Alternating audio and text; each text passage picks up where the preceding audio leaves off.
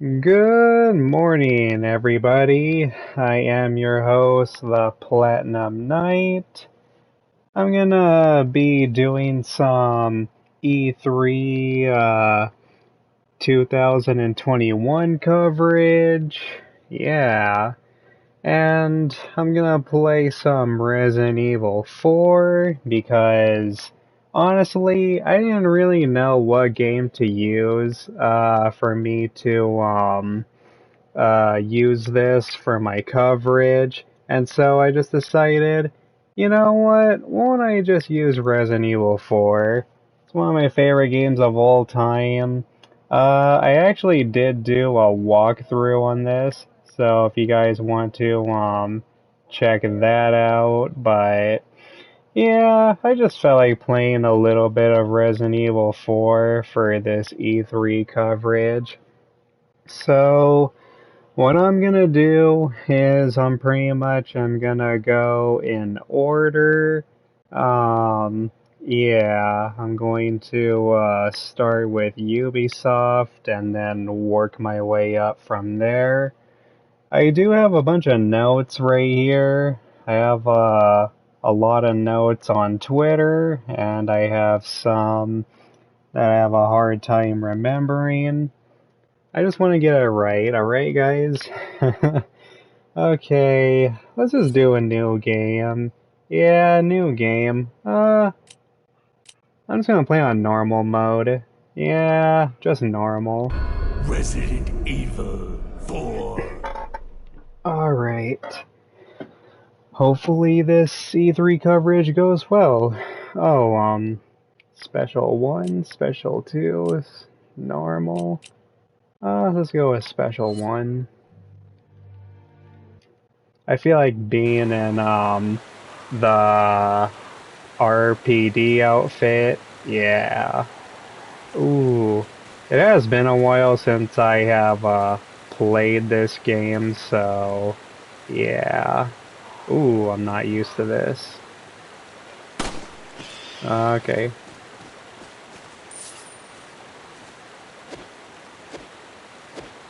Yeah, it's been a while.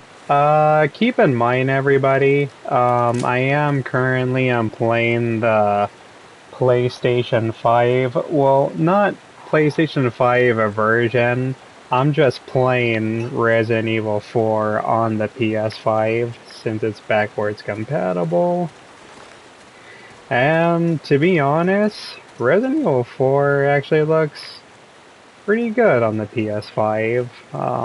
Looks a little sharper. Let's see. I'm going to be doing my best to like try to remember everything. Alright, let's just not waste any more time. Uh, Starting off with Ubisoft. Yeah, starting off with Ubisoft. Let's see. Ubisoft started off somewhat, kind of odd. They started off with Rainbow Six Extraction, I believe. Yeah. It's pretty much just, DLC. And, I don't know, man. Like, Capcom started off a little bit weird with, Rainbow Six, Extraction. Because, okay, here's the thing. There was once a point where, I was kind of interested in trying out Rainbow Six Siege. But the more I thought about it, I thought that it took a little bit too much strategy to do that. And plus I already had Call of Duty Modern Warfare, so I just decided, it's just not my type of game, you know? And I already have other games, that I play. And so I just, never really got into it, you know? Just not my type of game.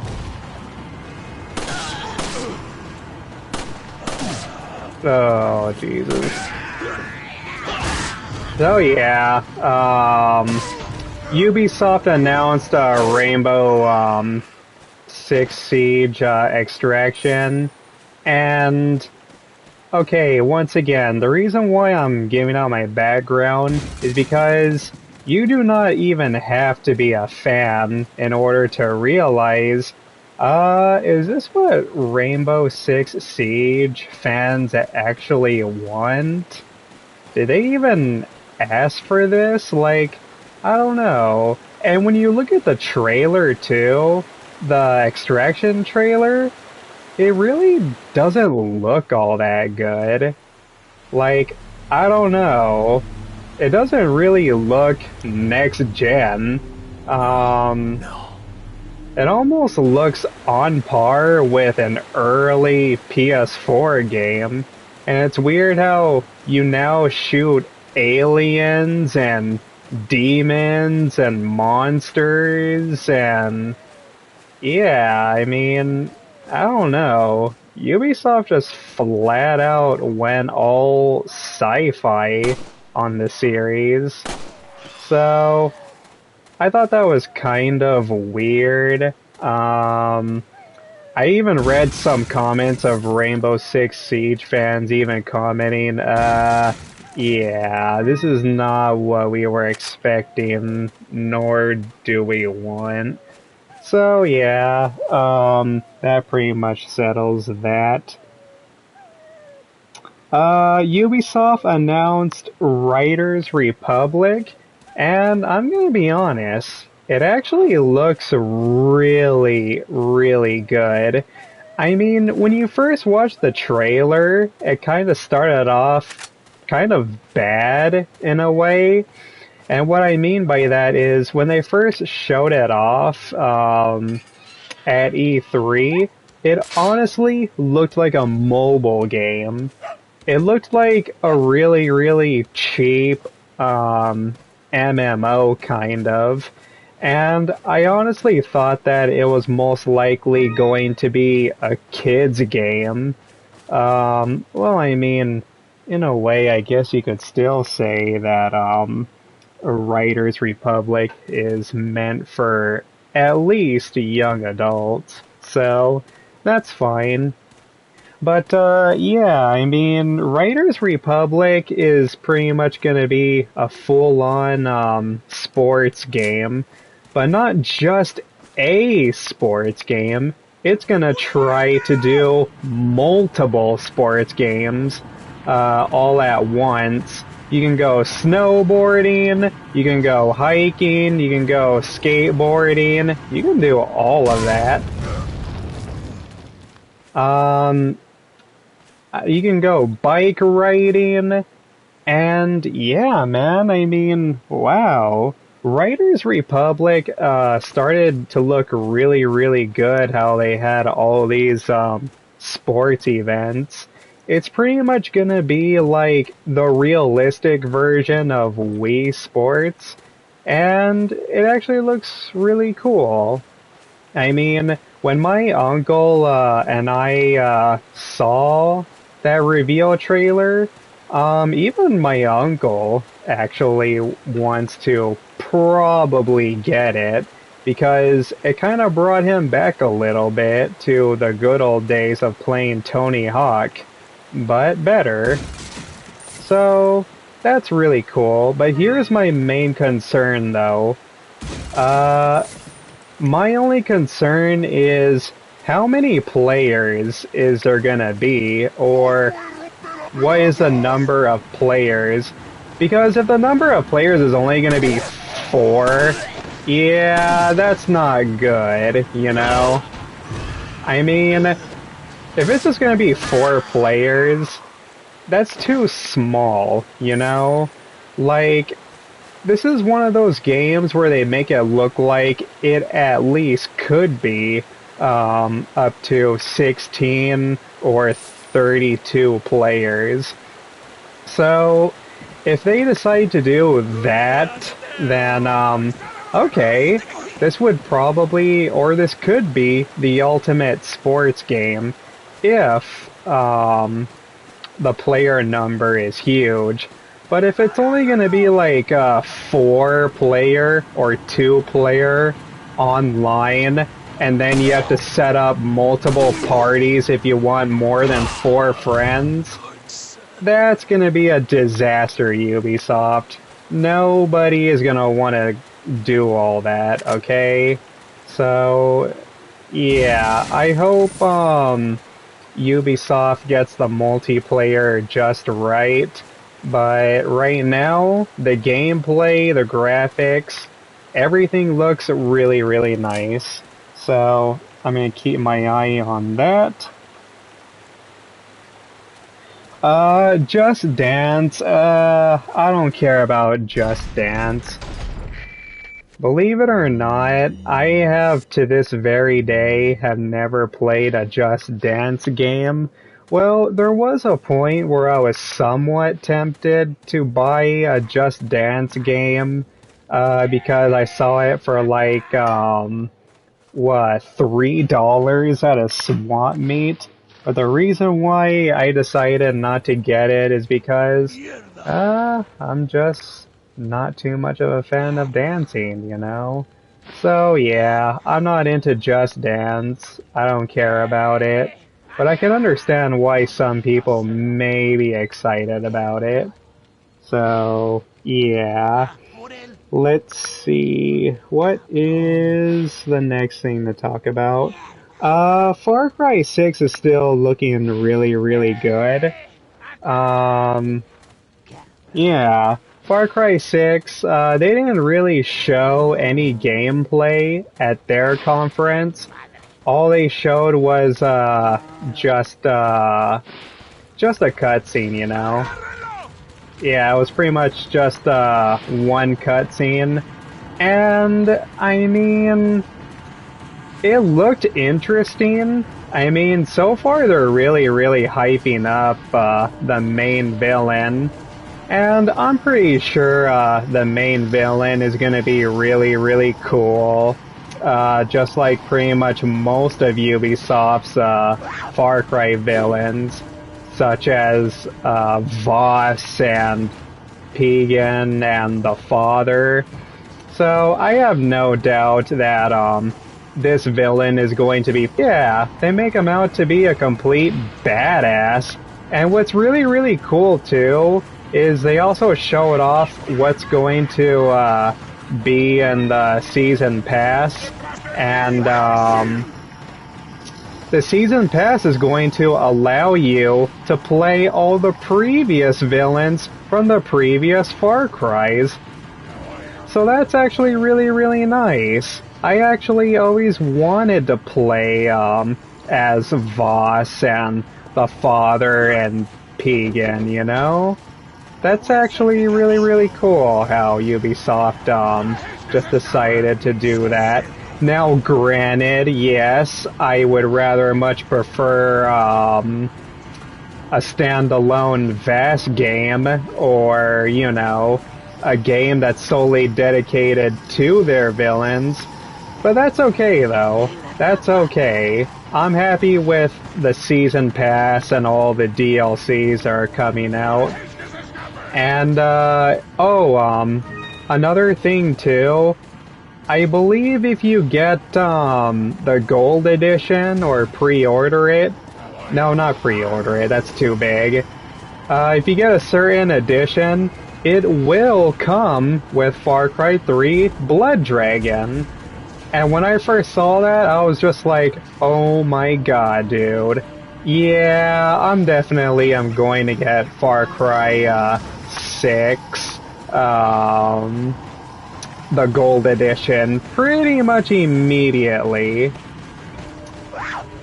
I mean, don't get me wrong, I was going to get, Far Cry 6, the Gold Edition anyway, because, I did do a full-on review of Far Cry 5 Gold Edition, which is currently, my most popular video right now, and so I just thought, sure, why not?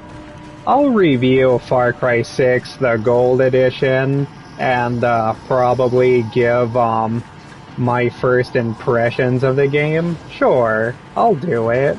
So, I'm excited for Far Cry 6, and it looks like Ubisoft is gonna try to go in a more different or slapstick direction, you know?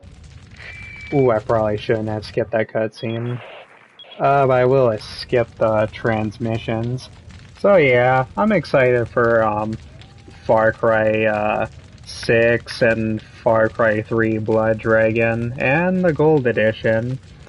Ubisoft showed off a little bit of Mario and Rabbids Sparks of Hope. I thought it was a pretty funny trailer. I thought it was pretty smart because Ubisoft and Nintendo still have a good relationship with each other.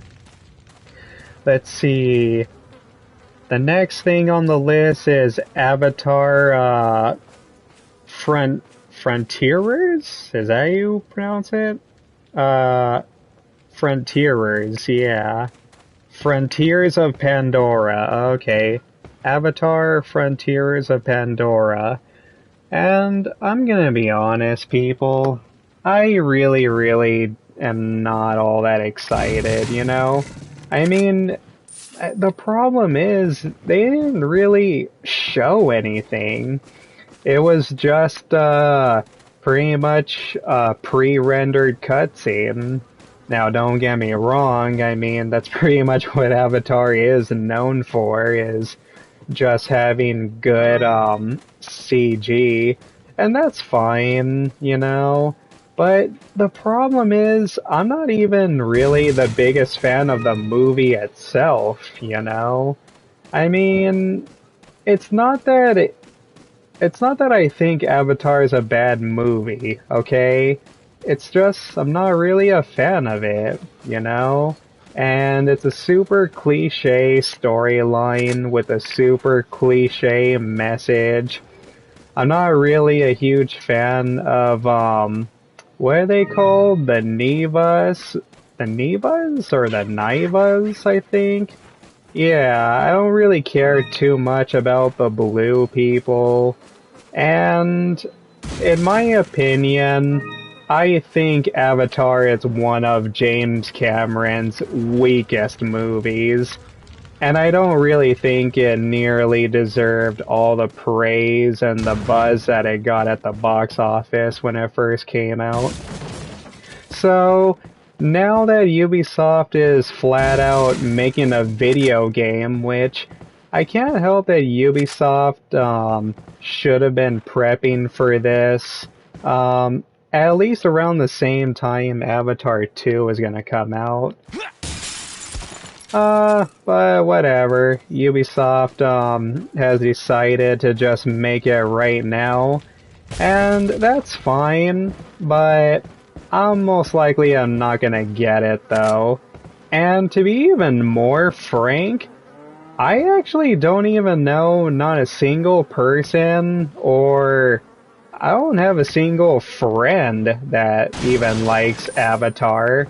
They just say it's okay, and it's pretty much really overrated, you know? But I really hope, the video game is good, though, and, it's not too overhyped. Ooh. Now here's something Resident Evil Village did not do.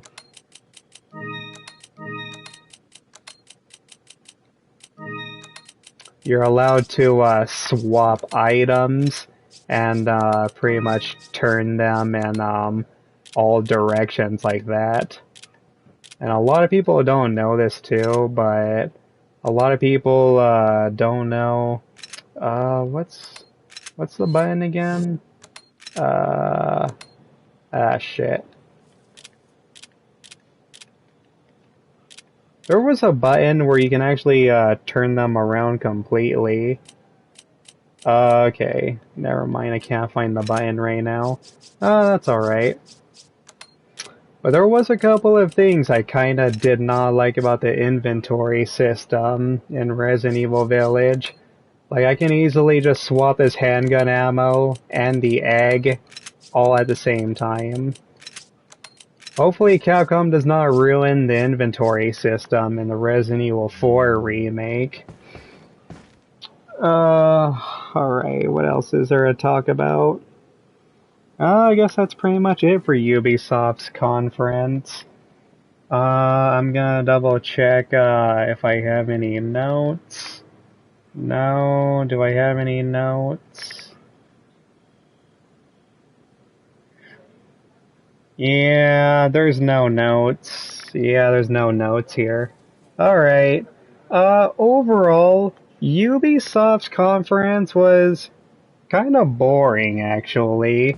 And their conference wasn't even the one that carried the most Far Cry 6 stuff.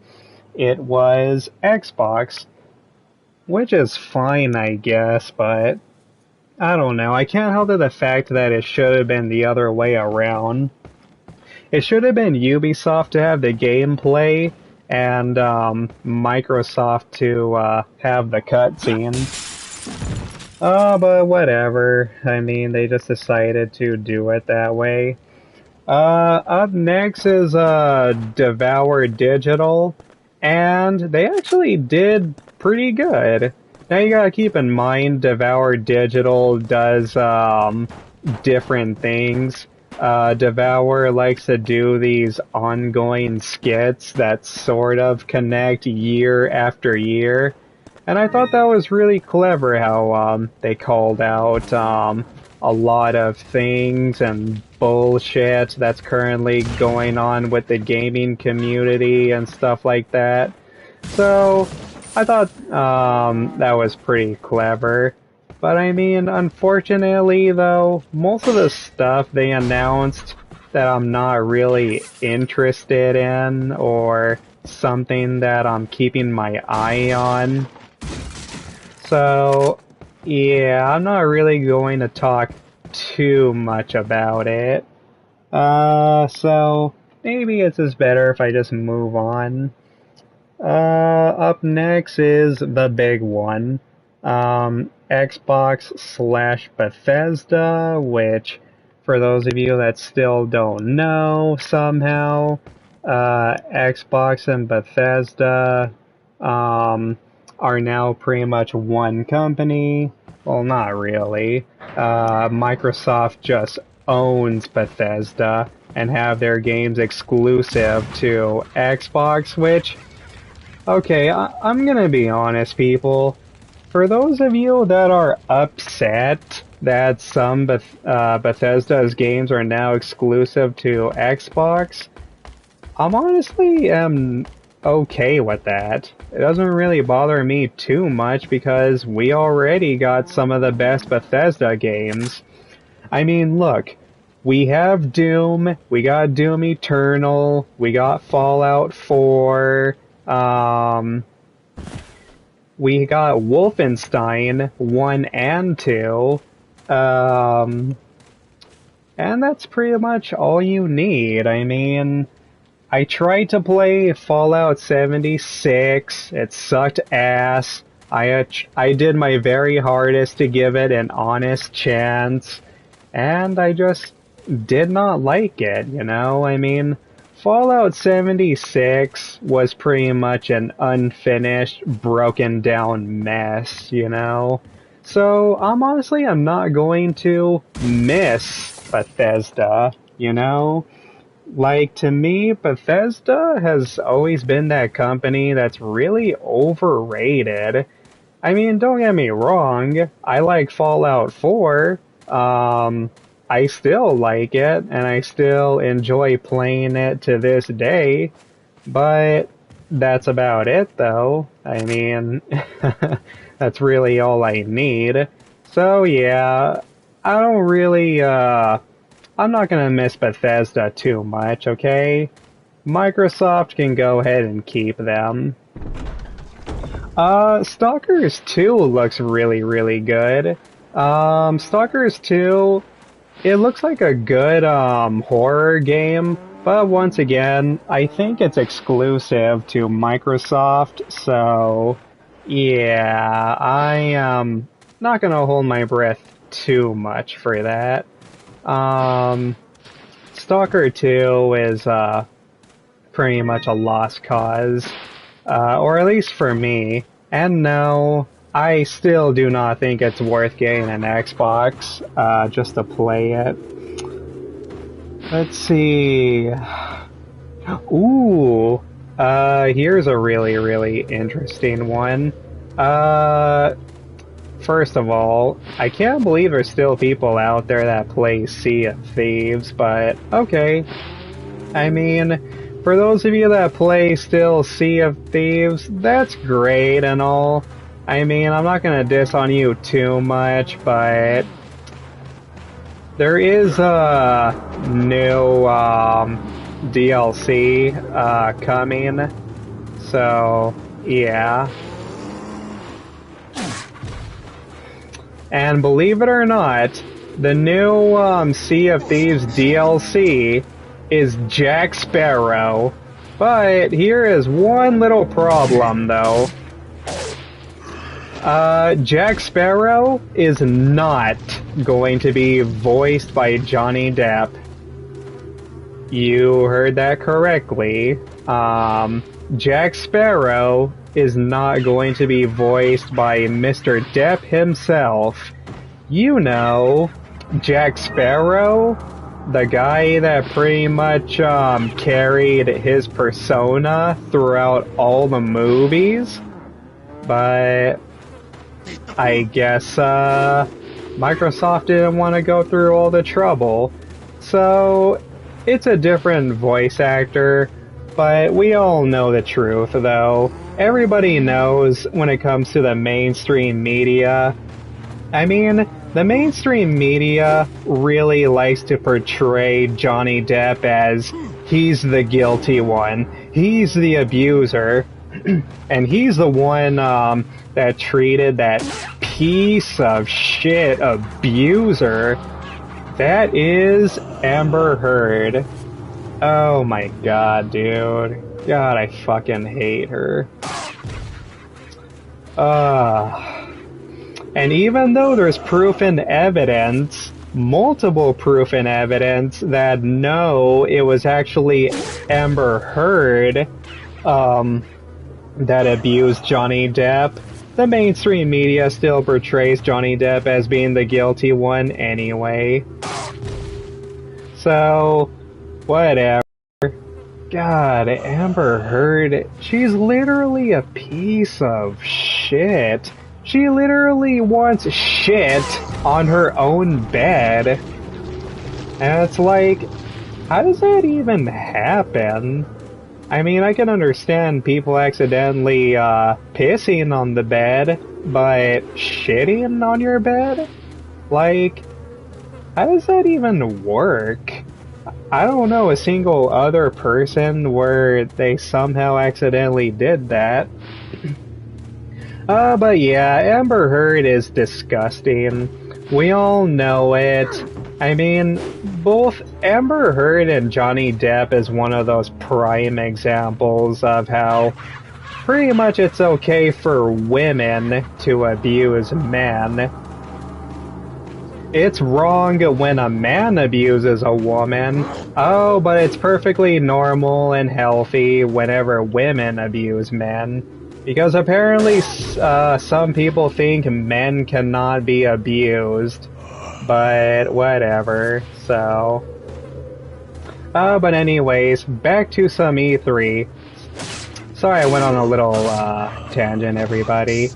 It's just, I don't like how the mainstream media portrays Johnny Depp as the abuser and not Amber Heard.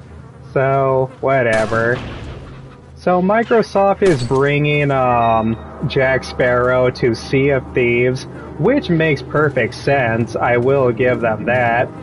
But it would have been a lot nicer if Microsoft was able to get Johnny Depp back.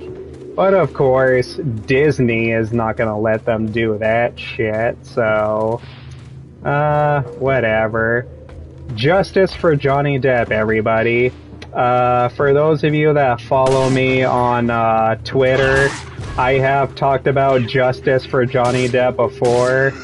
If you're not following me on Twitter, I highly recommend you do so, because I do talk about that case every now and then.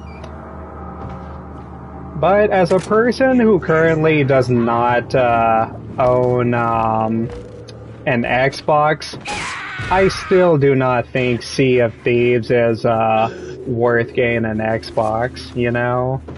I mean, it's just not worth it.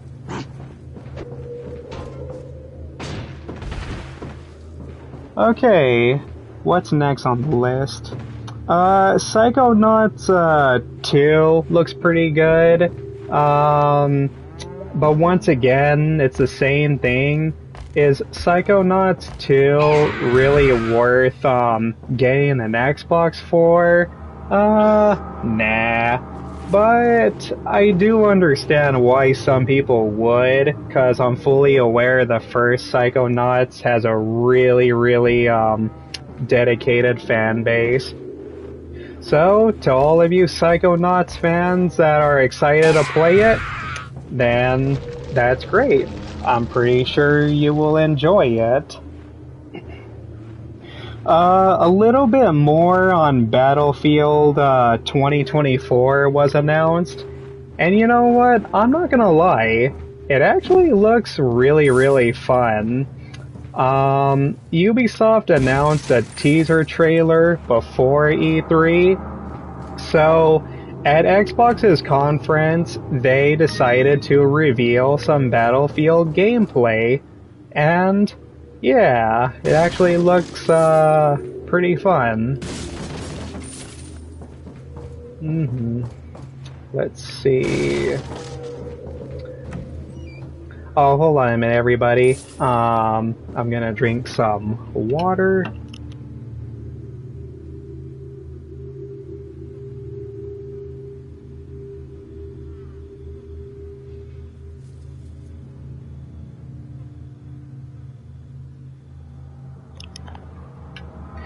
Alright. Sorry about that, everybody. My throat was getting a little bit dry from talking so much. But yeah, Battlefield 2024 actually looks really good. But will I buy it though? Most likely not. And the reason is because Battlefield in general, it's just not my cup of tea, you know? I have tried out a Battlefield game before, and I just didn't like it. I played a little bit of Battlefield 4 on my uncle's PS4 when it was new at that time, and it's just not for me, man.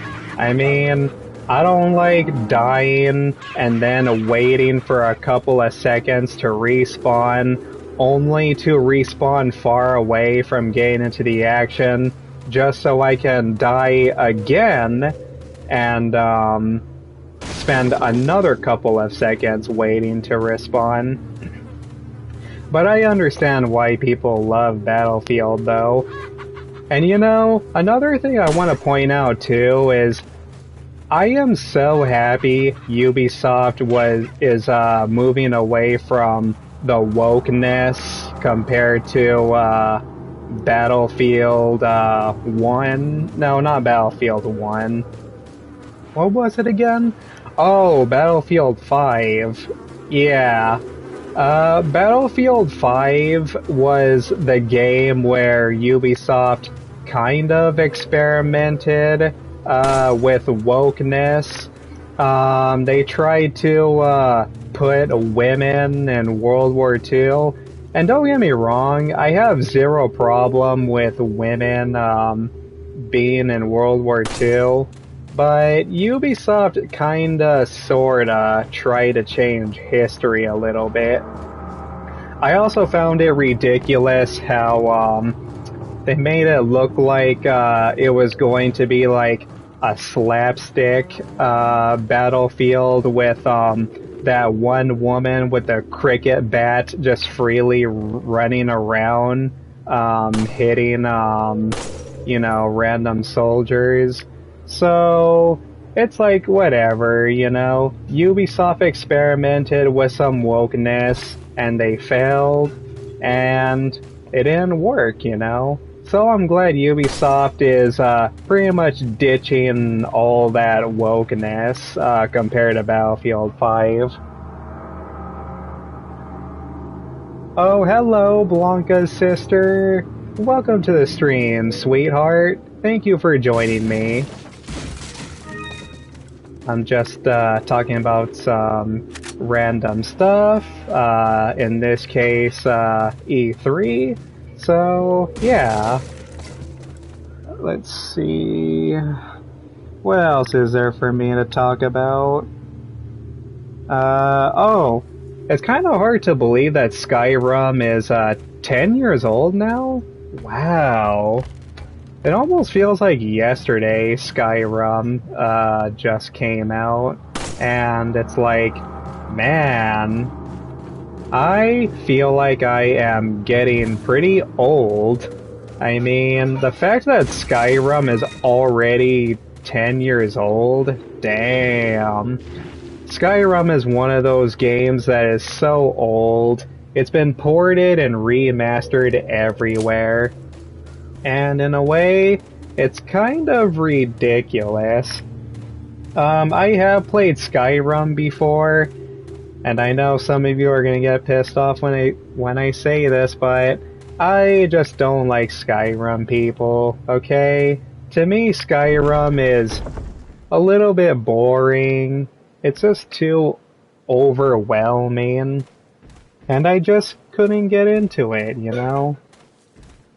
But that's just my take, though.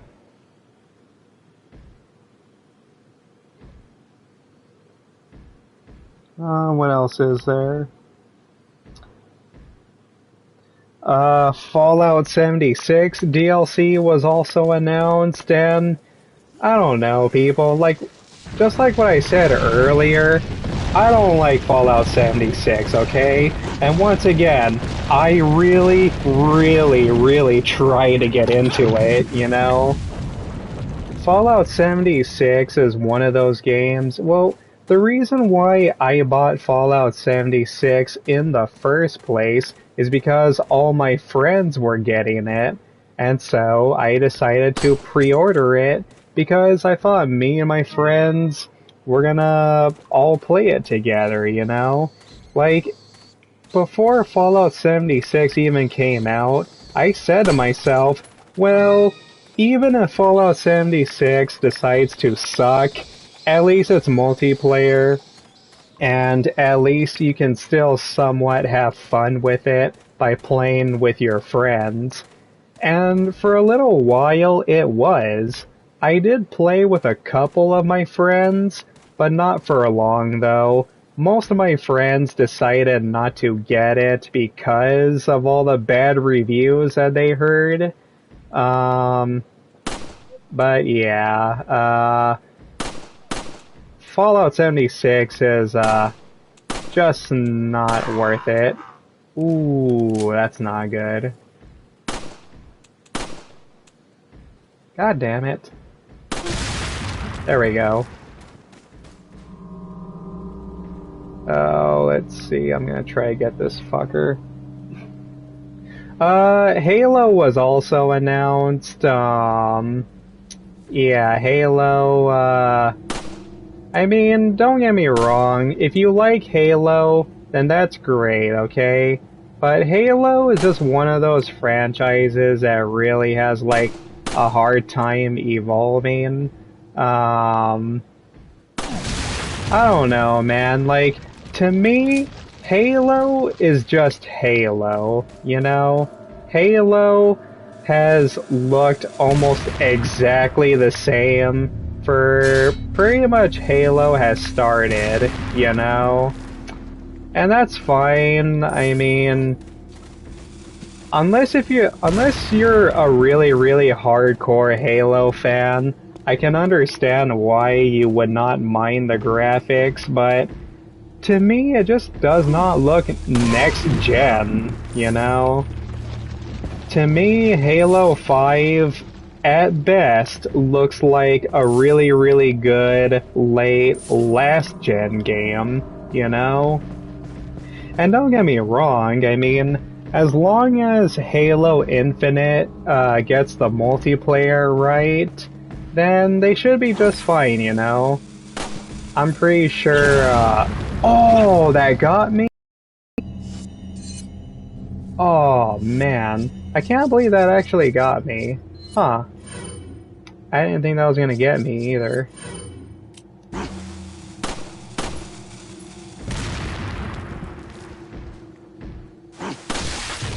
But yeah.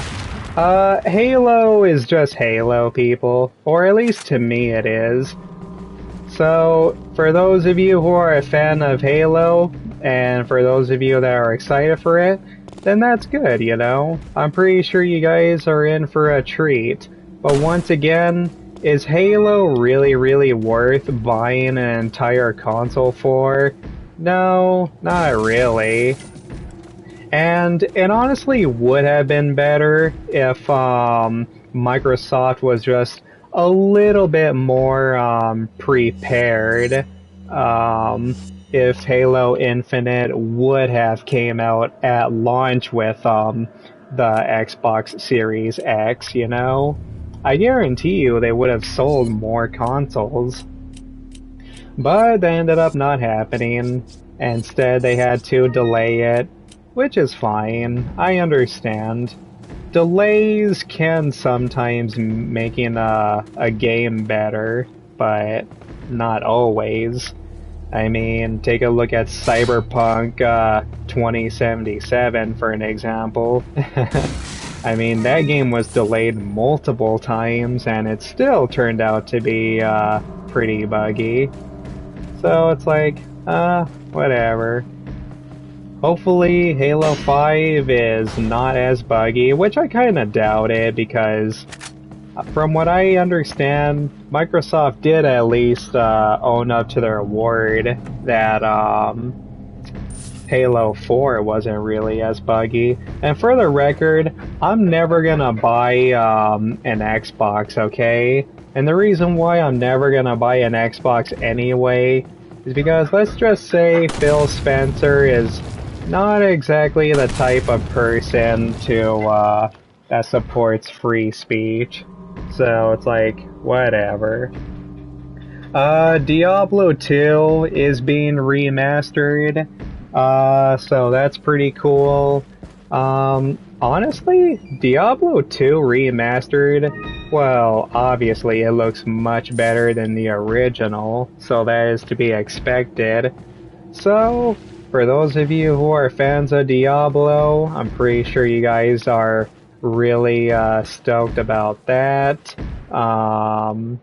Yeah. The Plague Tale Requiem, it looks pretty interesting. It looks like, God, what does it remind me of? What is that? Sorry, everybody. Let's see. Just want to do my research. Yeah, I mean, it kind of looks like, a good, decent, how do I put it?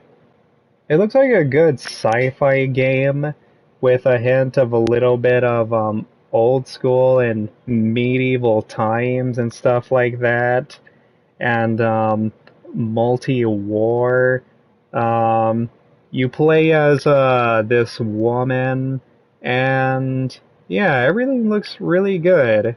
Some parts kind of remind me of, the Souls games. So, I'm glad that, people are, trying out different things here and there. So, yeah. Now. Alright, what else is next? Atomic Heart really looks good. Replaced, looks really, really good. Outer Worlds 2 was announced, but it's now exclusive to Xbox.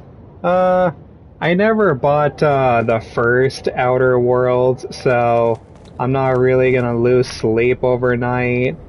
And from what I understand, even though Outer Worlds is a good game, some people were kind of disappointed or thought it didn't really live up to the hype. Some people have discovered you can beat the first Outer Worlds in like 20 minutes, so that's probably a huge part of why some people felt a little iffy afterwards. Forza 5 was announced, which, really? Another Forza game? Damn. Forza 5? I mean, isn't this technically Forza 10 or something? Or Forza 16? How many Forza games did they really make? Huh, I don't even know. By the way, if you're wondering why I just keep walking, that's so that way, well, I mean, I don't know who hasn't played Resident Evil 4 yet, but the reason why I'm doing my best to be really slow at this game is so that way I don't, like, spoil anything. What else was announced? Ooh! They showed more, once again. Microsoft showed Far Cry 6 gameplay, and it looks super fun. It looks like they're going to go with a more ridiculous, insane route. I'm really looking forward to using Chorizo. If you don't know who Chorizo is this cute little puppy that has two broken back legs, so the poor thing has to use wheels in order to sort of walk normally. But because Chorizo has to use two wheels for his back legs, that allows him to carry some ammunition, I think? Ammunition and some supplies. And Is that all, stranger? also being able to distract enemies for you, for Danny to kill. Yeah. Thank you. If you don't know who Danny is the main character you play as. Is that all? Thank you. Let's see. Ooh! Here's some good stuff. They showed, not much, but they showed more, Back for Blood. Back for Blood is one of those games that I am very, very excited for. Back for Blood is one of those games. Well, first of all, I like zombie games in general, so I'm very happy that, Back for Blood is going to be on PS5, because it's from the same makers of Left 4 Dead, which were exclusive to Xbox/Valve for quite a while, actually. And even though I never played Left 4 Dead, I have played as Bill a lot in Dead by Daylight. So, and even though Bill is not going to be in Back for Blood because they most likely don't have the rights to do that, I am very, very happy to, and excited to try that game out. So I am getting Back for Blood, but I'm debating if I should get the Gold Edition or the Standard Edition. I'm gonna keep an eye on Back for Blood Gold Edition and see if it's eventually, worth it or not.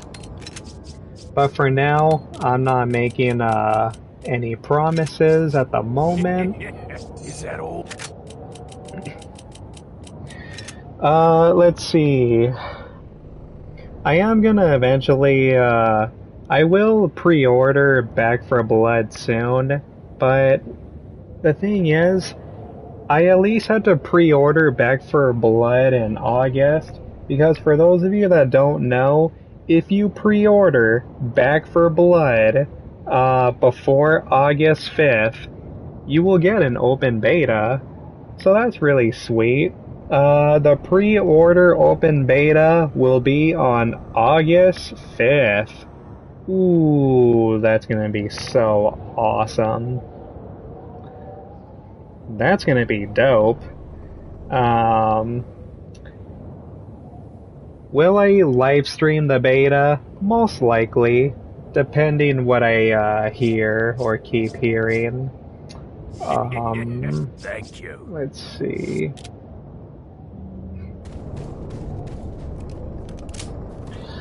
What else is there? Oh, I guess the last thing, well, I don't know if it's the last thing, but another thing I can talk about is, how Black Panther is coming to, the Avengers, the game, which, people, I'm gonna be honest, are you guys still having fun with the Avengers? Are there really still people out there that still even play that game? I mean, my friend, Scott, I asked, my friend Scott if he even likes that game, and he says, it's okay, but it's not that fun to, play, though. And it's like, yeah, I can imagine. Because it was pretty much a little bit overhyped from the get-go, but I don't know. But it is pretty cool that Black Panther is coming, though. It just seems like, I don't know, man. The thing is, obviously the reason why they're putting in Black Panther in the Avengers game is, just to pay a little tribute to Chadwick Boseman. And that's fine, but I mean, I don't know, man. Like, I still do not think it's worth buying Avengers the game just to play as Black Panther, you know? I mean, yeah, it's cool how, Black Panther is in Fortnite, but, I would not get, Avengers the game, though.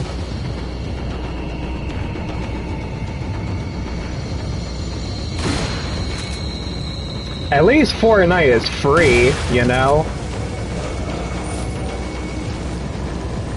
At least when it comes to Fortnite, you don't even have to pay a single dime. But when it comes to Avengers, how much is it still? Is Avengers still like, $60? No, I kinda doubt it. Especially after the backlash. Alright.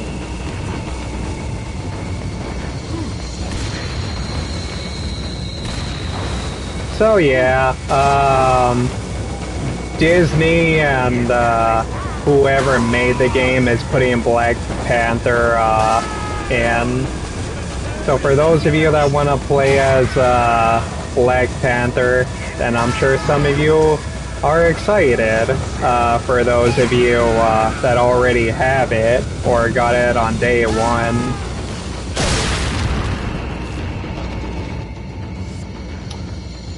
What else is there to talk about?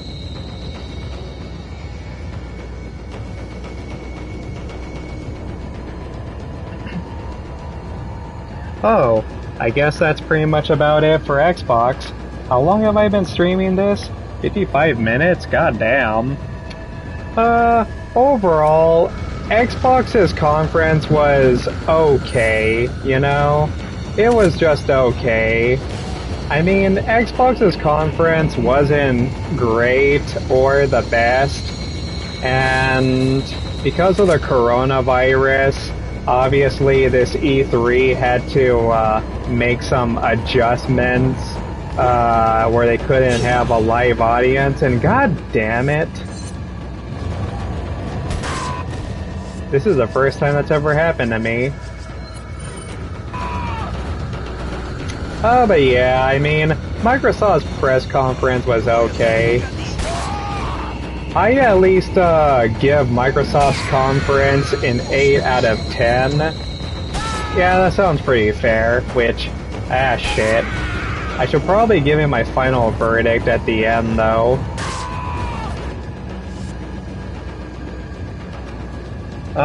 What's next? Oh, Square Enix? Ooh, Square Enix.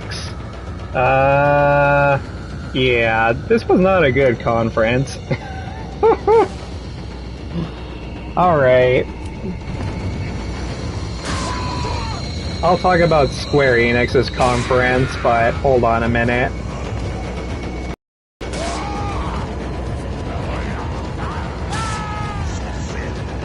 Alright, I'm gonna talk about Square Enix's conference. So, Square Enix, yeah, even though it wasn't a good conference, I guess they somewhat announced slightly interesting stuff. Square Enix decided to start with a Guardians of the Galaxy game, and I don't know, man. I mean, Guardians of the Galaxy, I mean, don't get me wrong, I still like the first movie of Guardians of the Galaxy. Guardians of the Galaxy Volume 2 was kind of weak, you know?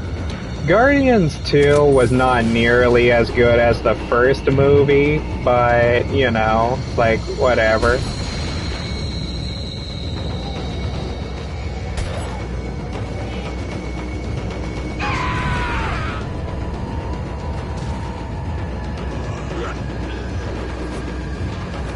God damn it. But yeah, I mean, when it comes to my opinions on the movies, only the first game was truly spectacular, though. But when it comes to making a video game, the thing is, they already made a video game, though. I believe it was by Tattletale?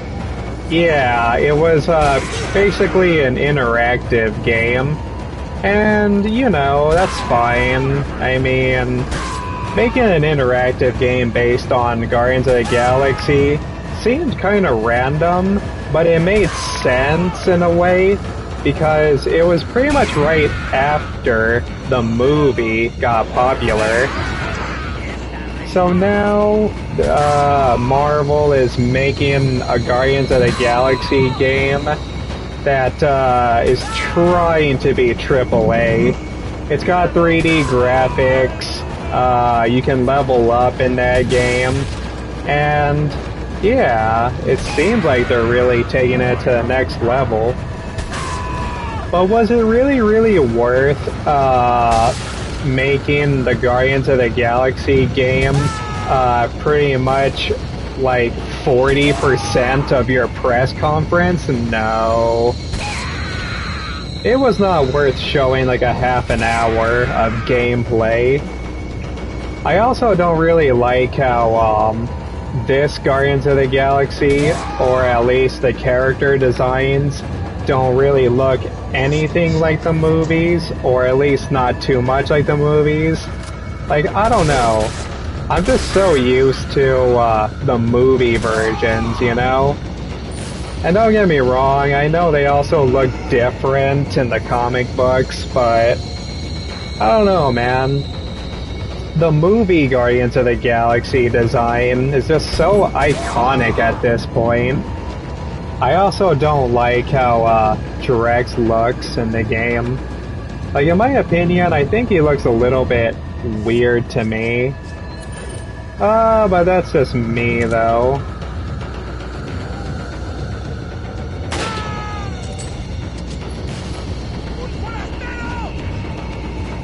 Oh, shit.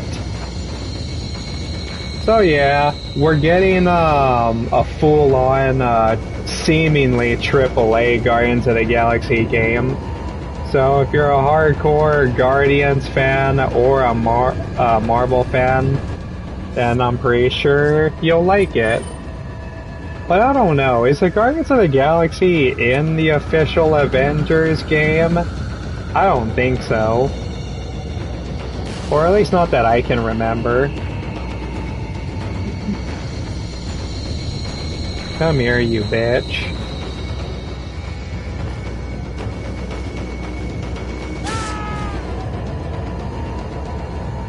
Oh my god, this is gonna take fucking forever.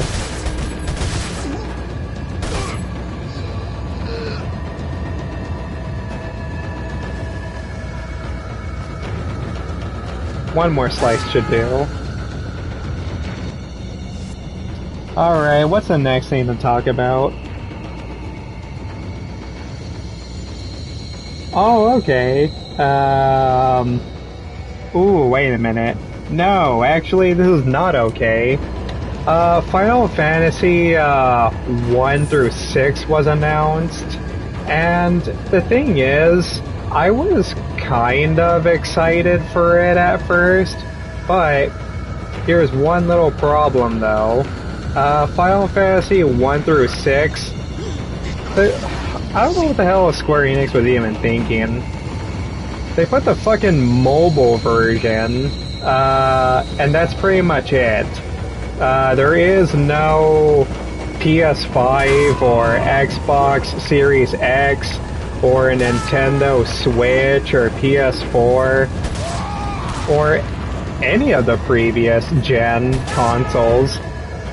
So far, Final Fantasy 1 through 6 is only remastered for Steam and on mobile?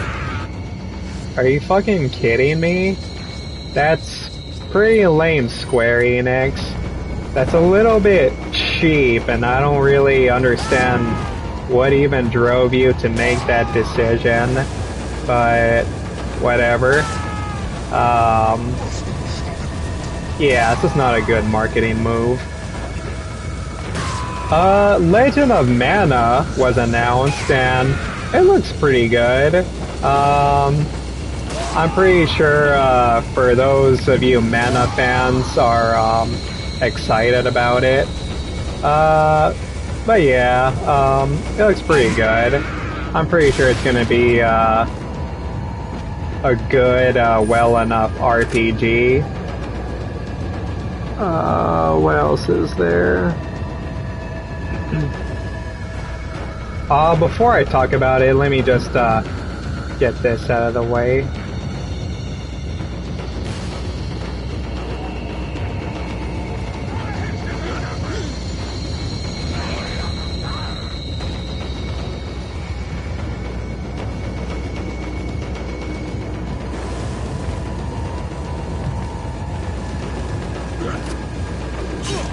God damn it, dude.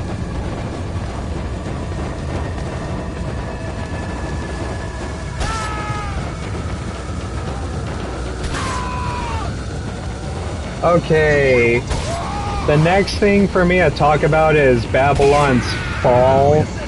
And for those of you that don't know, what makes Babylon's Fall a little special is it is a Platinum Games video game. And I'm gonna be honest, people, Babylon's Fall, it doesn't really look good to me. Like, I don't know what it is. It's kind of hard for me to, like, put my finger on it. It just doesn't seem like that I'll buy it, you know? I mean, I understand why, Platinum Games, if I had to take a good guess, maybe Platinum Games just doesn't have the budget anymore. I mean, they had the budget when it came to games like Vanquish and stuff like that, and they had the budget for Scalebound, but I mean, that was only because Microsoft was backing them. But here's the problem now. The problem now is, now that Platinum Games is on more of a budget, and because Microsoft let them go, which, man, I still want to know, people still want to know, why the fuck did Microsoft cancel Scalebound? That could have easily sold a lot more Xbox One consoles at the time.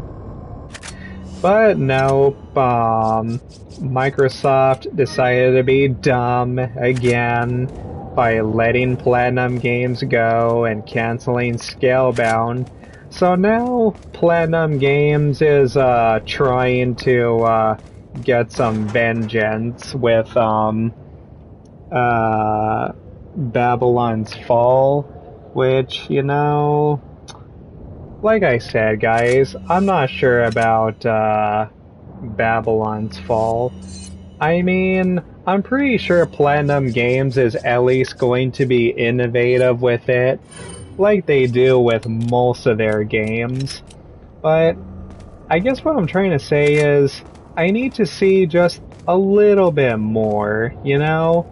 Just a little bit more. So I am going to keep my eye on it, only because I do like most of Platinum's games. I also like how they're even called Platinum Games because, well, you know. But anyways, yeah.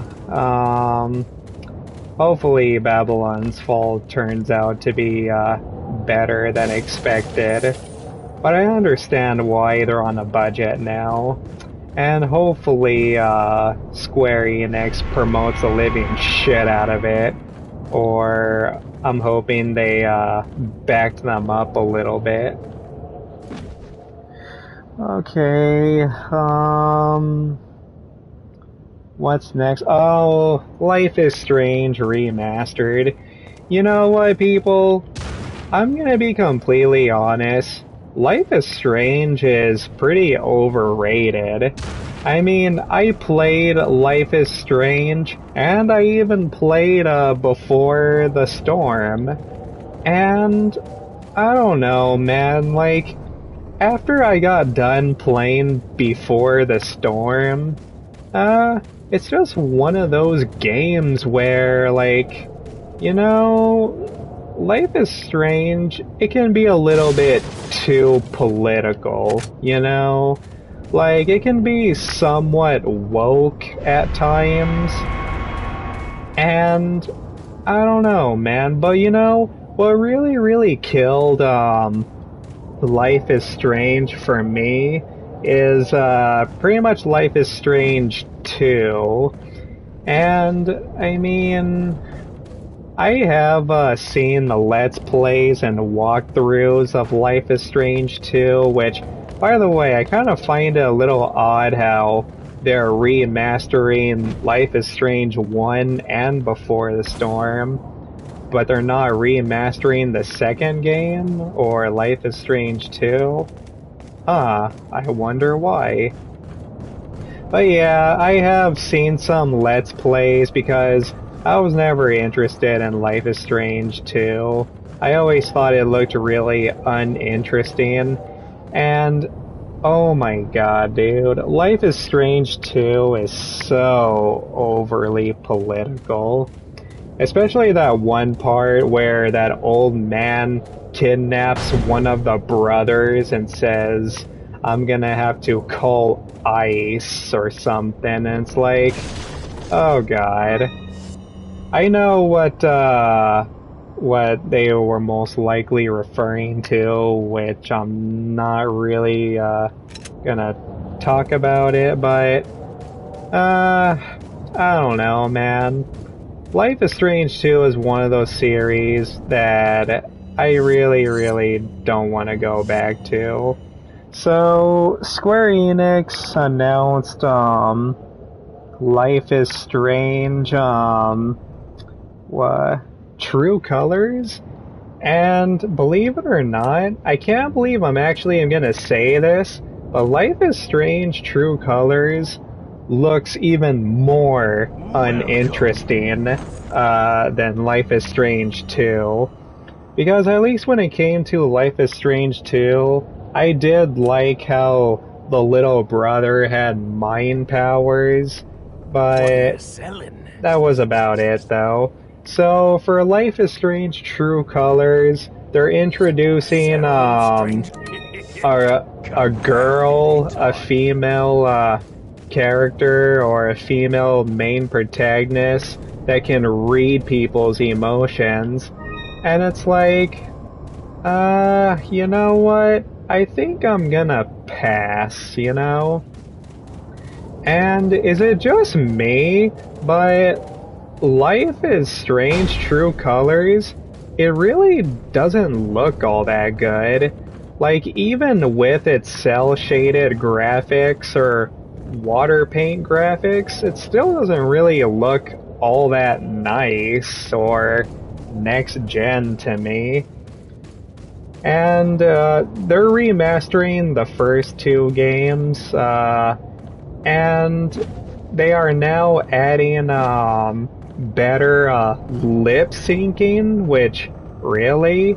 So you're just gonna leave Life is Strange and Before the Storm to be left as inferior versions on PS4 and Xbox One? Like, that's kind of shitty, Square. Like, they should honestly remaster every version of those games on all platforms.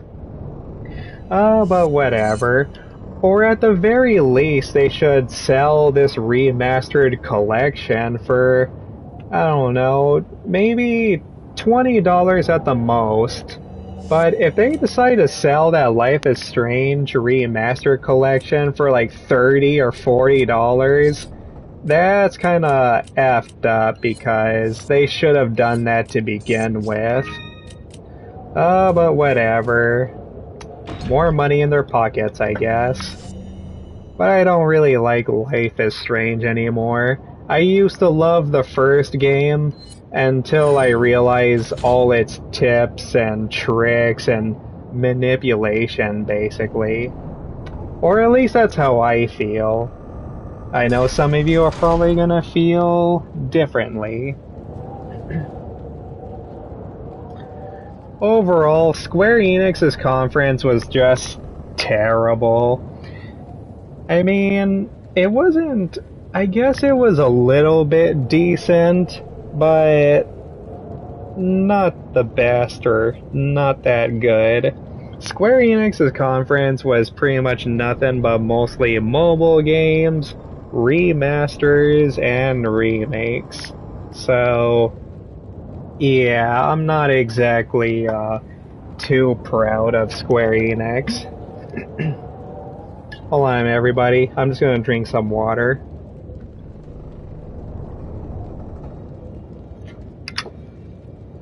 Oh. How long have I been streaming now? 73 minutes? Fuck. Can't believe I've honestly been streaming that long.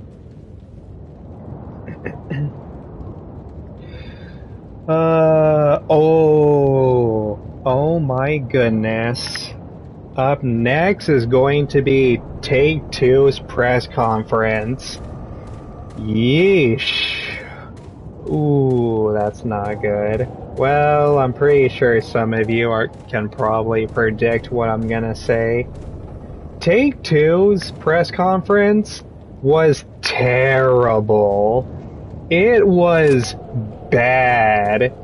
It was honestly one of the worst E3 press conference that I have ever seen. It was honestly worse than Nintendo introducing Wii Music. It was worse than Konami's first press conference. Like, it was just so bad, and it was so boring. Okay, I'm gonna explain why it was bad, alright? For those of you that don't know, Take-Two is associated with, Rockstar Games. Ooh. Excuse me, everybody.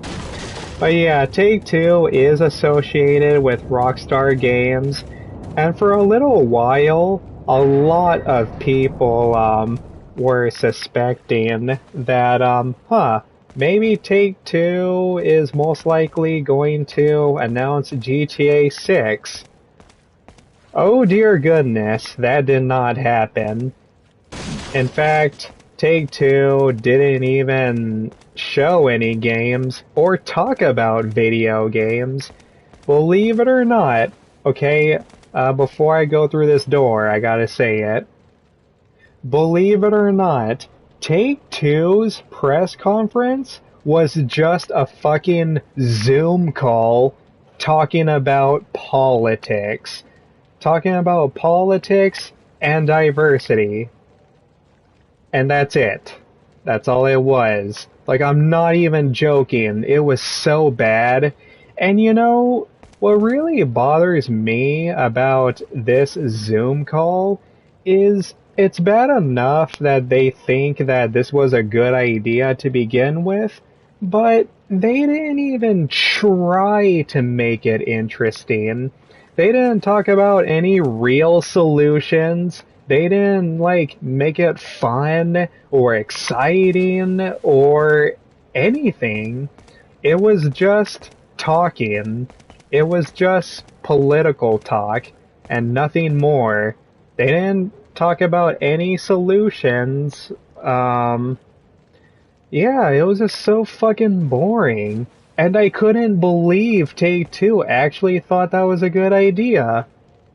And what bothers me even more is all they had to do was give us a GTA 6 teaser, and they could have easily, instantly won E3.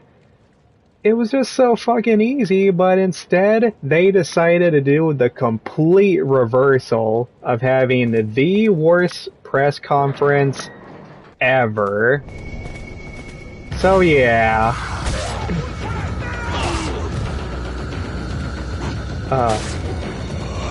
Ooh.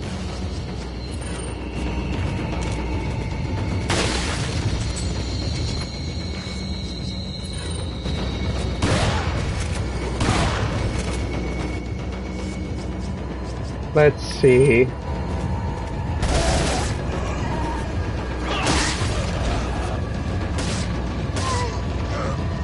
Alright. Oh, still alive? Huh. Oh, fuck.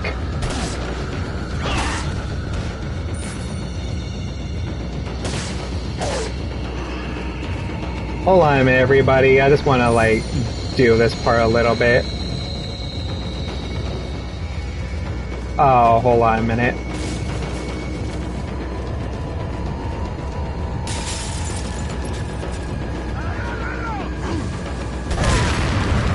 There we go.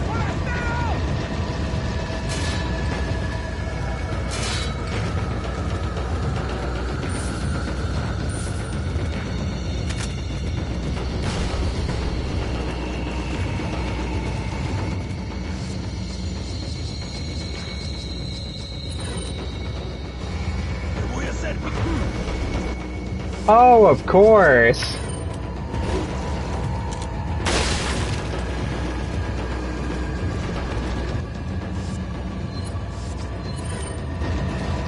Come on. Hurry up, hurry up. Ooh.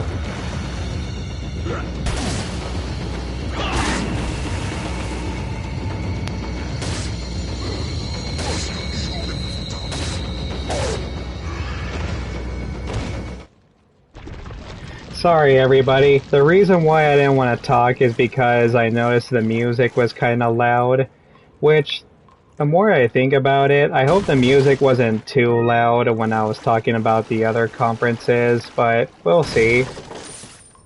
But anyways, where the hell was I? Oh yeah, Take-Two being a disaster. Look, I want to make something perfectly clear, okay? There's nothing wrong with diversity, okay? And there's nothing wrong with equality.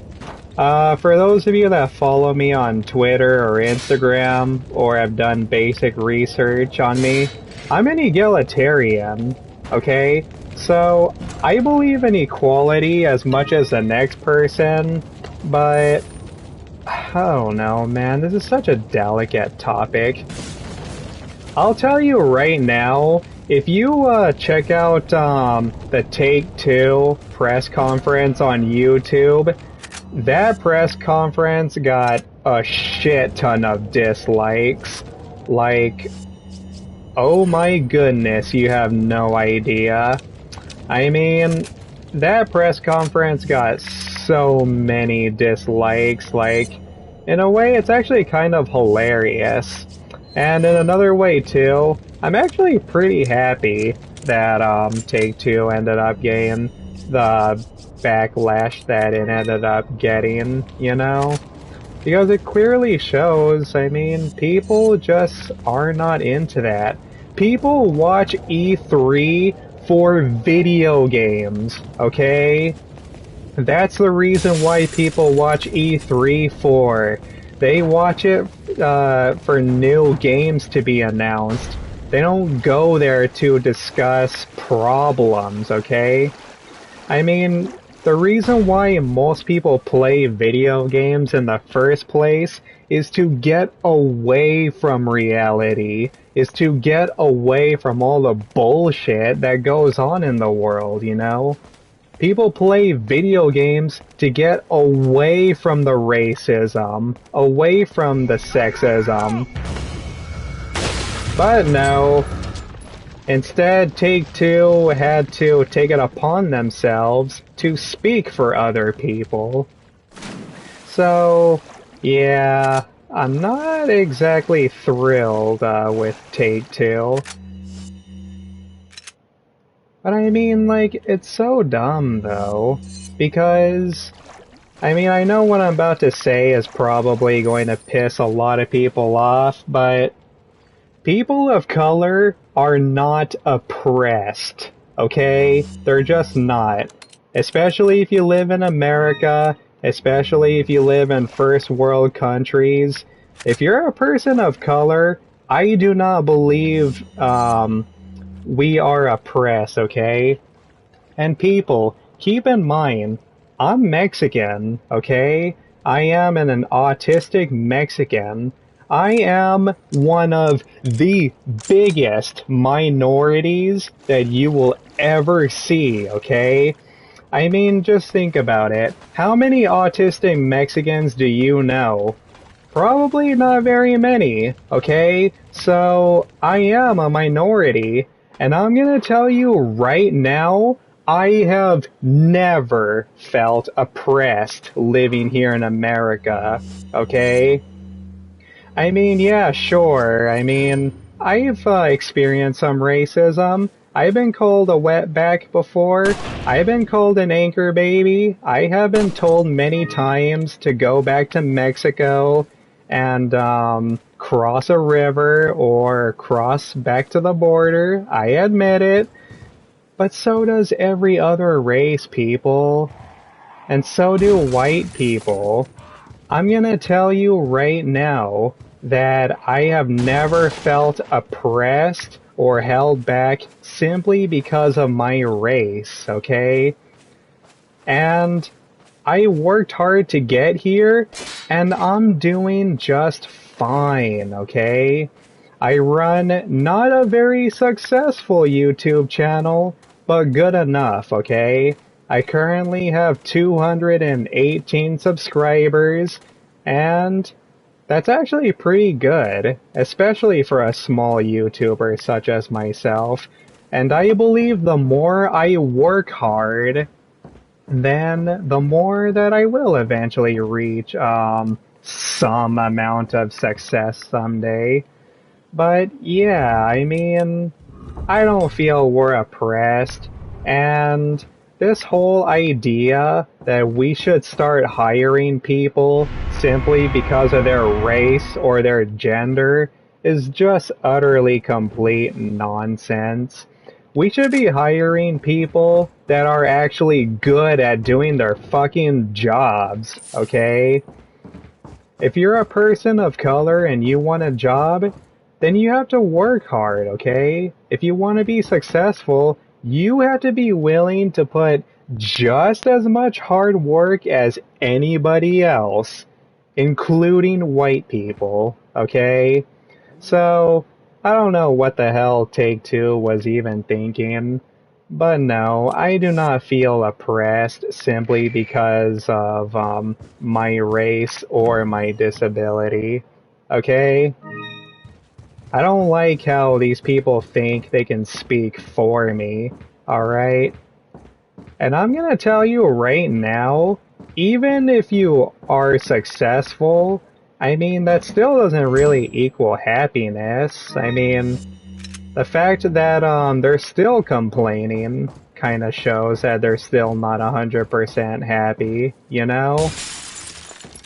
You really, really want to support minorities? All you have to do is just believe in equality, okay? And racism is wrong against everybody, including white people, alright? Nobody should get special treatment. Nobody should be easily hired for a job simply because of their race or for diversity, okay? You hire people based on their skill sets. But of course, we currently live in a time where everything's gotta go woke, so it's like, whatever. Let's see. Well, I highly doubt I'm gonna beat the game, so I'm just gonna throw a green grenade.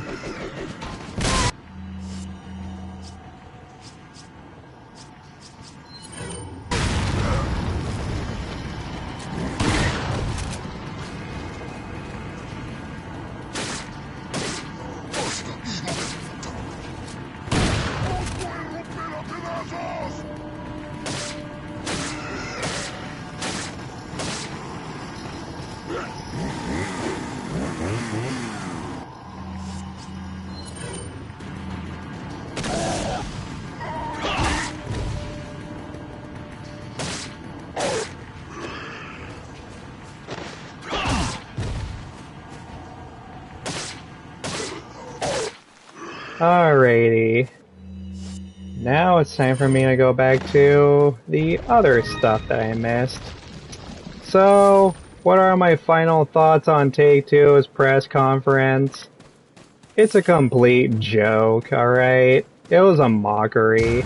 And I'm so glad that, people are voicing their, disapproval and their understanding that no, this is not what we want, okay? We came here for the games, give us the games, alright? Okay, we get it. We understand that there are real problems going on in the world, but this wasn't the place to do it or talk about it. You can talk about it on YouTube, you can talk about it on Facebook, you can talk about it on any social media platform. But they had to go for E3, so it's like, whatever. Alright, up next is Capcom. And you know, one more thing I want to say is, even though Square Enix's conference really wasn't good, at least it wasn't as bad as Take-Two's. Alright, so next is Capcom, and Capcom, actually, they definitely did a hell of a lot better than Take-Two. So, one of the announcements that caught my attention is we are getting Resident Evil Village DLC, which, yes! I am so happy. I do have Resident Evil Village, especially for the PS5. I even did a full first Let's Play on Resident Evil Village.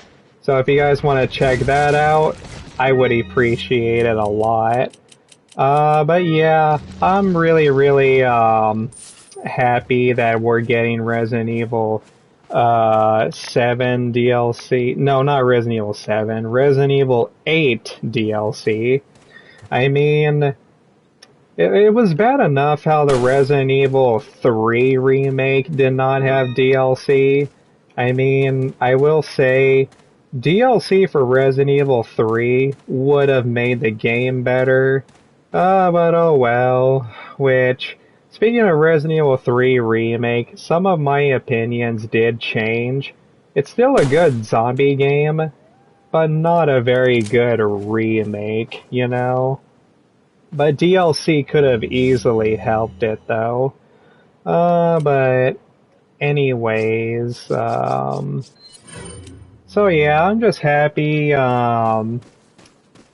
Capcom has decided to, make, Resident Evil Village DLC.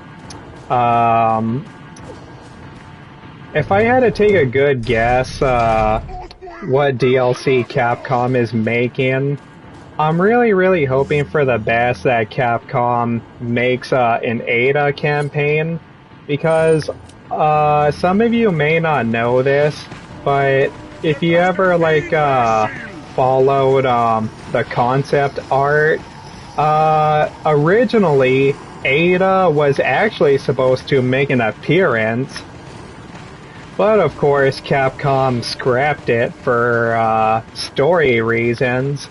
But I really hope they make an Ada DLC, you know? Or at the very least, I would like a DLC where you can play some of the villagers before Mother Miranda attacked the village, you know? I want to explore the village when life was normal, you know? Like when there were still villagers walking around, stacking up stacks of hay and everything, and milking cows, and just doing normal stuff, you know? And then very slowly, the village starts getting taken over and outrun by Mother Miranda's mold creatures, you know? So yeah, I'm very happy that we're getting Resident Evil Village DLC, but there was one thing that kind of bothered me a little bit. It's not really a big deal, but it's still something that I kind of want to point out. I didn't like how at the beginning it said, by popular demand, we're making DLC. And at first I was just like, what the hell does that mean? By popular demand?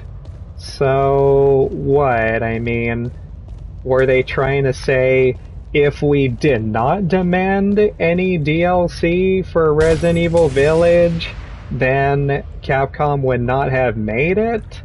Resident Evil Village would have just been considered a complete game, which, don't get me wrong, it is a complete game, but, you know, a lot of other Resident Evils had DLC. And you know, Capcom, people demanded DLC, especially for Resident Evil 3, because there just wasn't a whole lot of content there. Because Resident Evil 3 was such a short game, and people got really pissed off how you canceled the DLC for Resident Evil 3 Remake. So, I don't know. I just question Capcom's logic sometimes. By popular demand.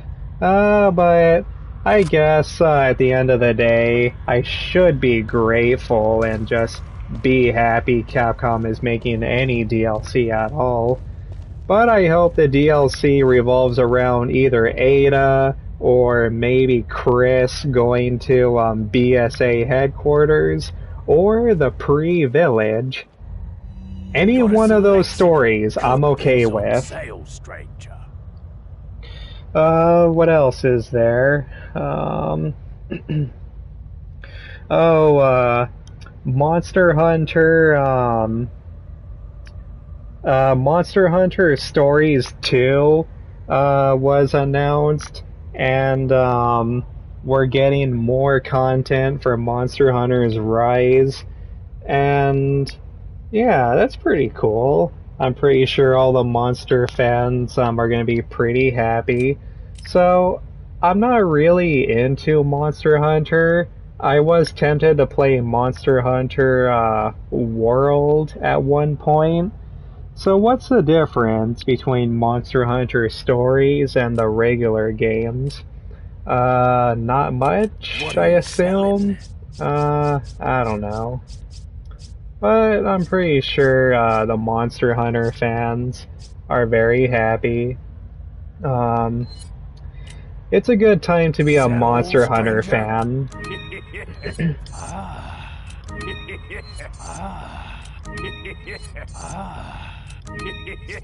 Thank you. Honestly, I don't really understand why I'm even selling all these items. I mean, I'm not gonna save it after this. I'm pretty much just playing a new mode for this E3 coverage. But anyways, let's see. Capcom also announced Great Ace Attorney Chronicles. For those of you who are into Ace Attorney, I'm sure you're excited. I keep hearing those are pretty good visual novels. So that's pretty cool. Overall, Capcom's press conference was actually really, really good. Maybe not the best, but good enough, you know? Especially me personally, I'm just happy we're getting more DLC for Resident Evil Village. So, that was nice of them, you know? Okay, last but not least is, Nintendo. Alright. Nintendo, I would say they also had one of the best conferences, but it was a little disappointing for me personally, and I'll explain why in a second, after, I get through this, oh, you know what? Fuck.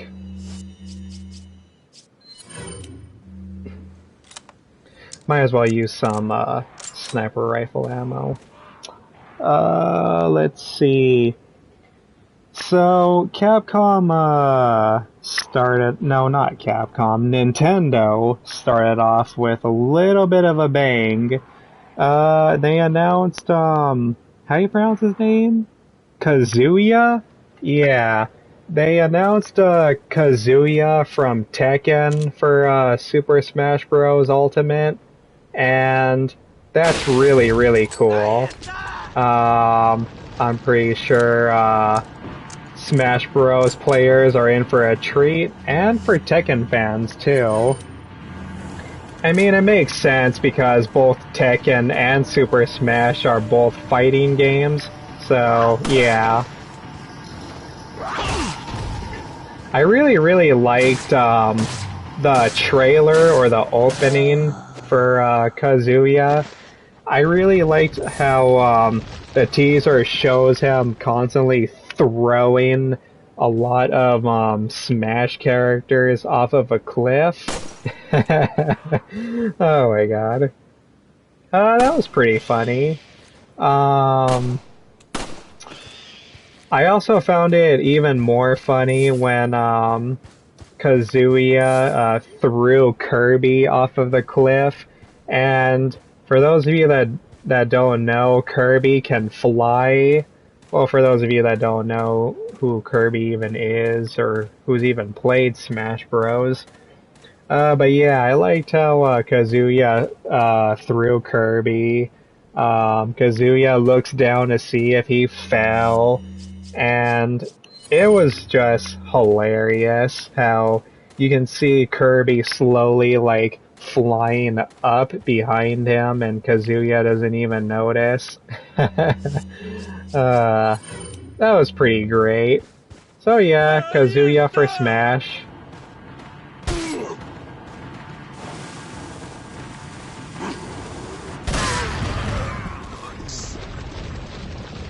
Good shot, huh? Mario Party Superstars was announced, and you know, I want to be excited for it, but the reason why it's hard for me, not to get excited, because, me and my uncle, we did, end up playing, well, he got, Super Mario Party, yeah. He got Super Mario Party, and we did have some fun with it, especially on Pizza Day. But the thing is, oh, for the record, I actually made a video about it. But the problem we had with Super Mario Party is there was only like, what, 4 or 5 boards? That's not enough, Nintendo. Even the Nintendo 64 Mario Parties had more maps than that. Or at least better ones. But yeah, I mean, uh, Mario Party Superstars, on a piece of paper, it sounds good. Um, Having most of the best mini games on there, but they can easily mess it up by not having too many boards, you know? But we'll see. We'll see. And hopefully Nintendo updates Mario Party Superstars with more boards later on. Well, don't get me wrong, it would have been really, really nice if Nintendo updated Super Mario Party to give us more boards. But sadly, it's kind of starting to look like that's not gonna happen. So, oh well. But I really, really hope Mario Party Superstars they do a better job, you know? We really, really need a Mario Party that people can play for quite a while, you know? And not just have like a get-together every now and then and have like only a couple of maps on there. That's just laziness, Nintendo, okay?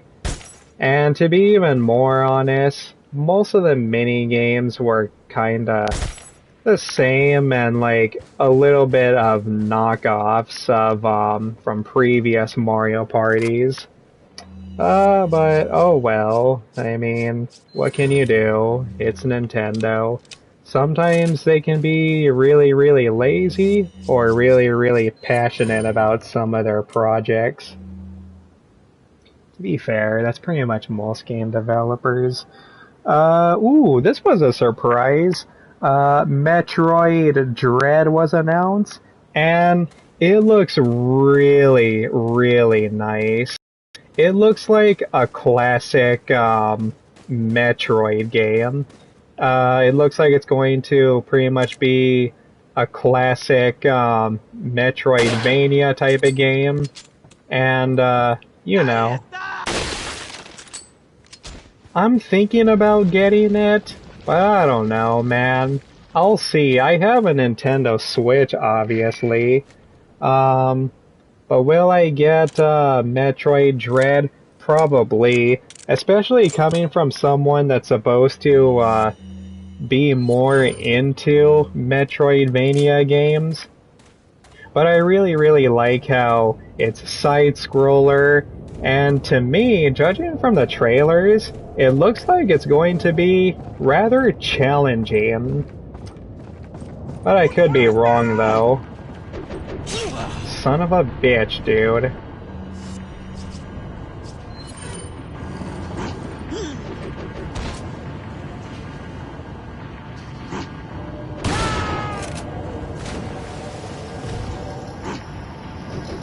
Oh my god, get over here!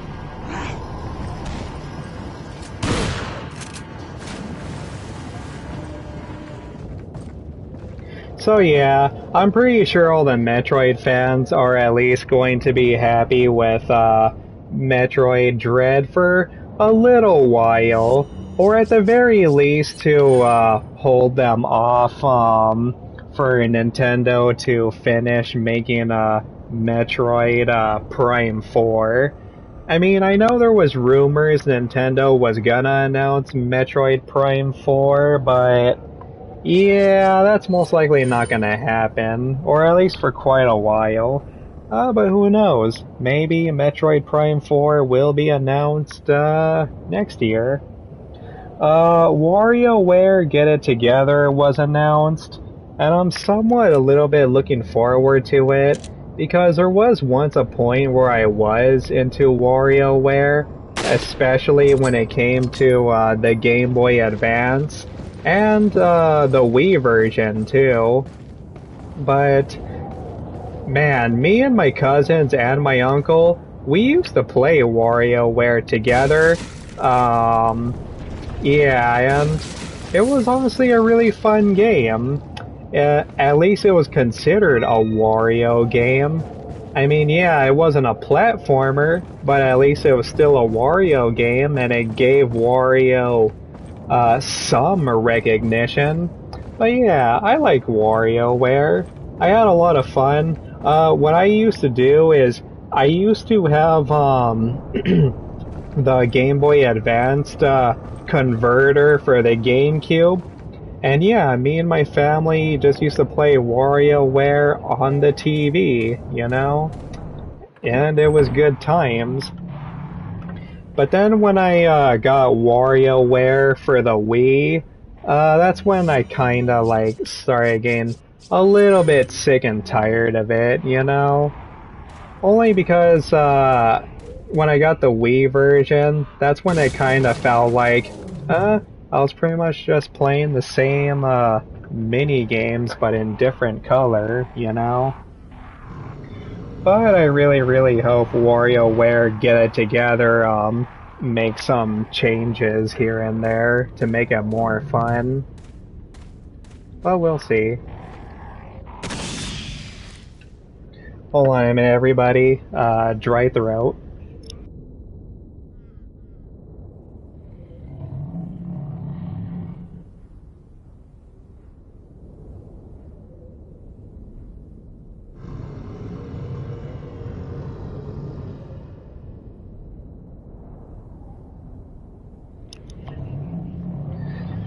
Oh, boy, I'll tell you, doing all this talking for almost 2 hours really, really makes me want to cough here and there. Fatal Frame was announced. Hold on, man. Let me just collect all this treasure.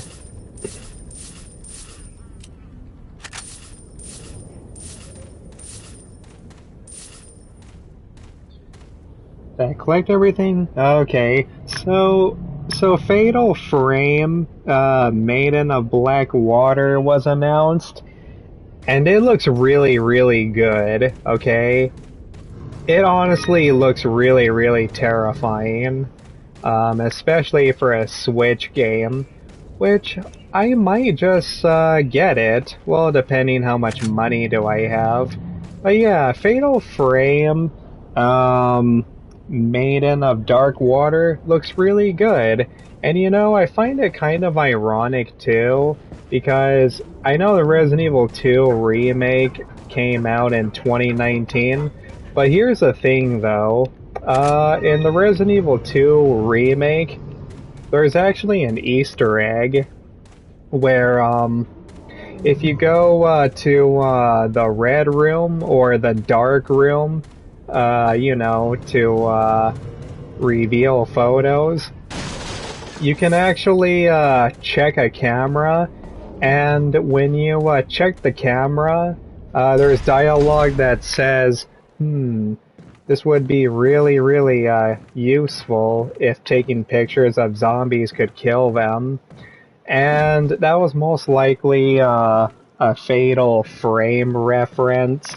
So it makes me wonder if they put that Easter egg on purpose to give out a hint that Fatal Frame Maiden of Black Water was coming, or it was just being teased. So that's real cool. I might get it, I might not, I don't know. I'll think about it. But for now, there's just no promises. But I'm glad I at least have a Nintendo Switch to get it. Advance Wars 1 and 2 are getting remastered. I've never played an Advanced War game before, but from what I understand, it has a cult following. So that's real cool. I'm happy that the Advanced Wars fans are getting something. What are you selling?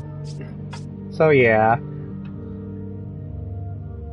And I will say the Advanced Wars games, they do look really fun. Will I get it? No promises. Ooh, here it is, everybody. The big reveal. Uh, this year is actually Zelda's 35th anniversary, just like Mario's 35th anniversary. What are you buying? And so, they did it, everybody. They actually did it. Nintendo announced Breath of the Wild 2. Well, I mean, they obviously announced it a lot earlier than that, but they gave us a teaser, and it's looking really, really good. Thank you. It's something that's at least worth getting hyped for, you know? So yeah, they showed a little bit more of Breath of the Wild 2, and I mean, the thing is, I wish I was excited for it, just like most people. But here's the problem, though. The reason why I'm not nearly as excited compared to most people is because I still, to this day, have not beaten Breath of the Wild, the first game. I mean, I was in the middle of playing it until Animal Crossing New Horizons came out, and that's when I decided to pretty much just ditch Zelda Breath of the Wild altogether. But will I play Breath of the Wild 2 someday? Yeah, most likely. Once I beat the first Breath of the Wild, then I'll most likely get it. But for now, yeah, I'm happy that it's still in the works, and it looks like that it might come out pretty soon. Let's see. What else was announced? Hold on a minute, people. Before I talk about the next topic, I'm just going to do this little part.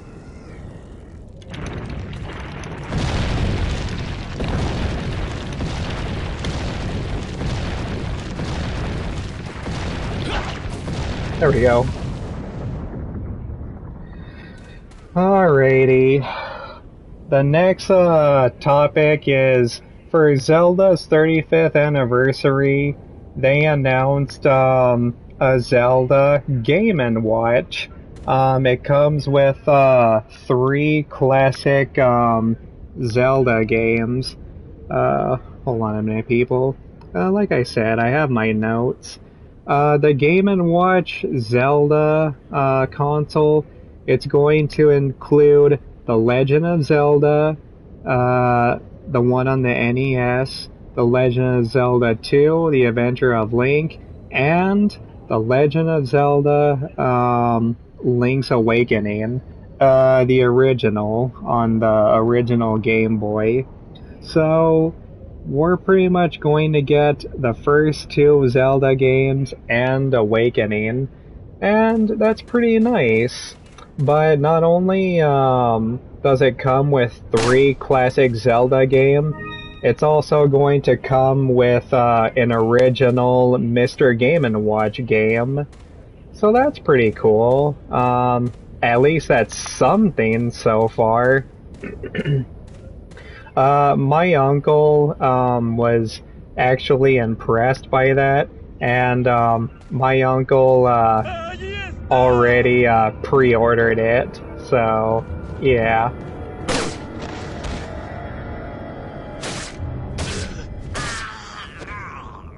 I'm gonna do my very best to try to ask my uncle if he can give me permission to unbox or to make an unboxing video on Zelda Game & Watch. We'll see. We'll see. I might make an unboxing video about it. I might not. But it's not going to be mine, though. It's going to be his.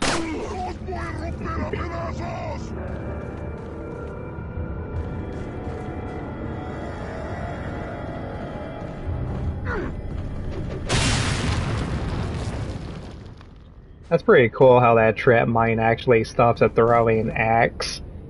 Now you know damn well the Resident Evil 4 remake is not gonna do that. What else?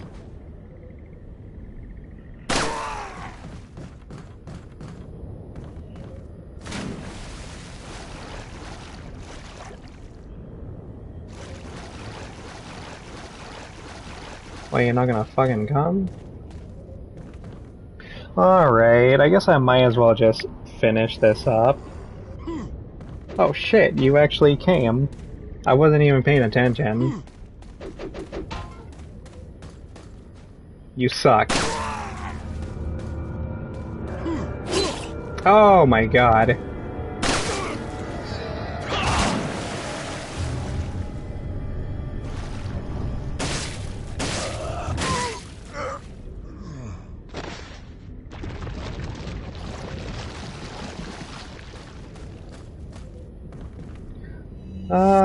You know what, people? I guess I might as well just skip this part. Ugh. Hold on, everybody. Dry throat.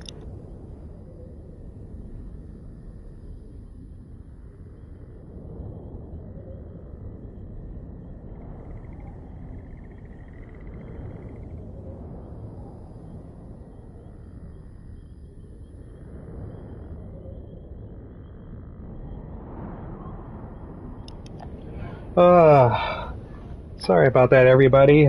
Yep. That's what happens when I talk a lot.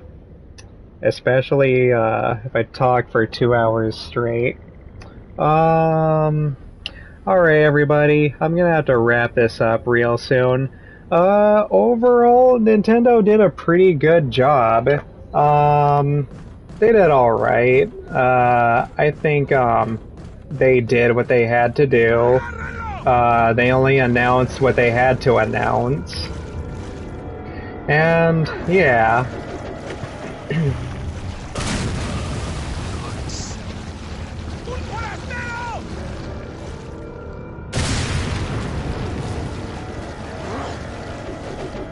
I'm just gonna skip this to wrap this up. But you know what, though? Even though I think Nintendo did a good job, there was a couple of missed opportunities that I feel Nintendo could have done to make it a little bit better.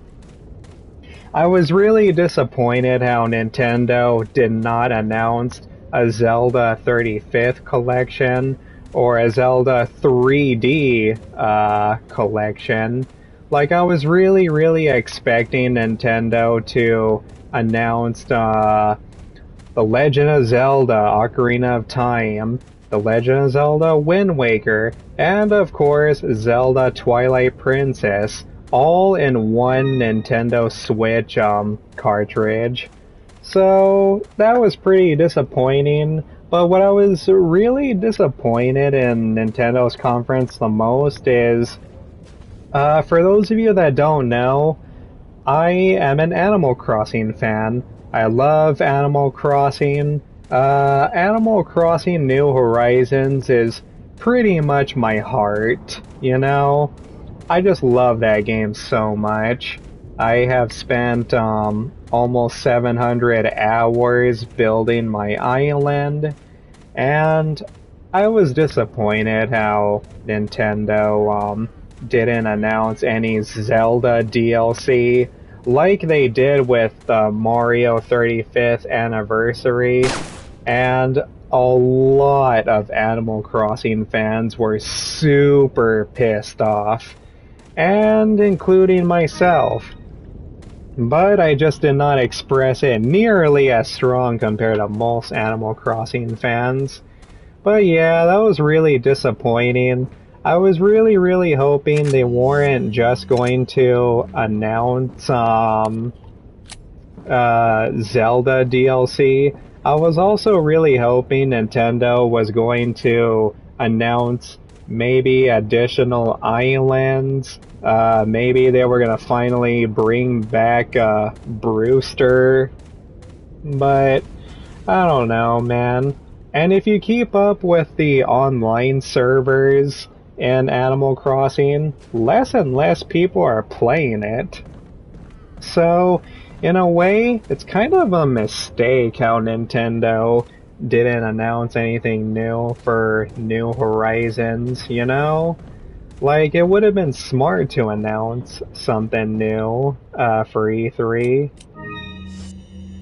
But I guess Nintendo just doesn't have anything to announce yet.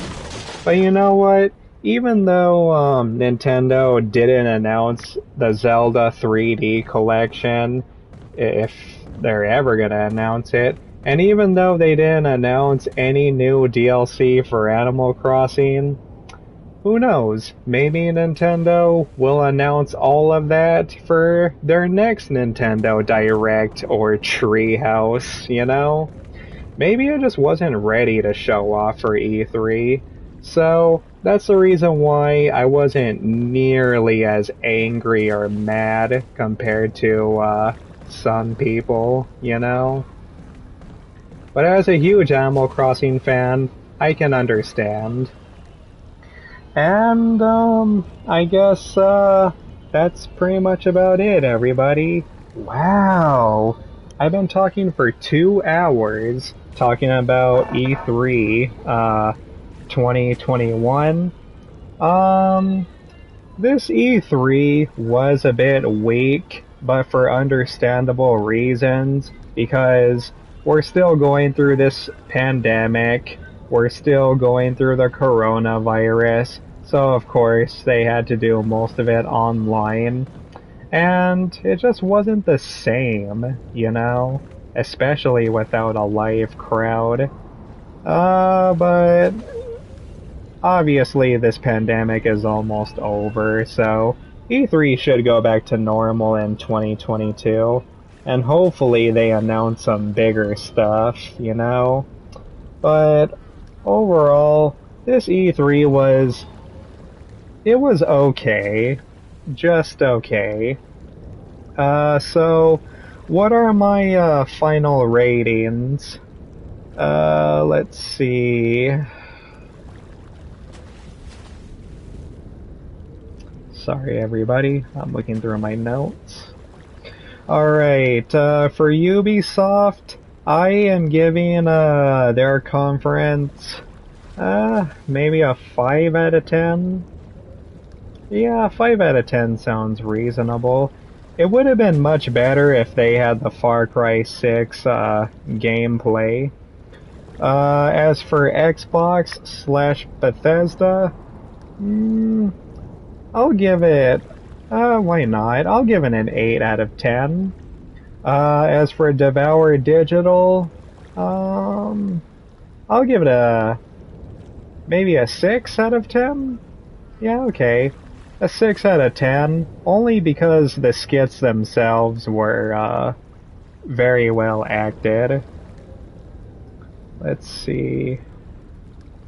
Who the hell is next? Square Enix. Let's see. As for Square Enix's conference, while it wasn't good, but I don't know. For Square Enix, I'll give it a 4 out of 10. Yeah, a 4 out of 10 seems reasonable.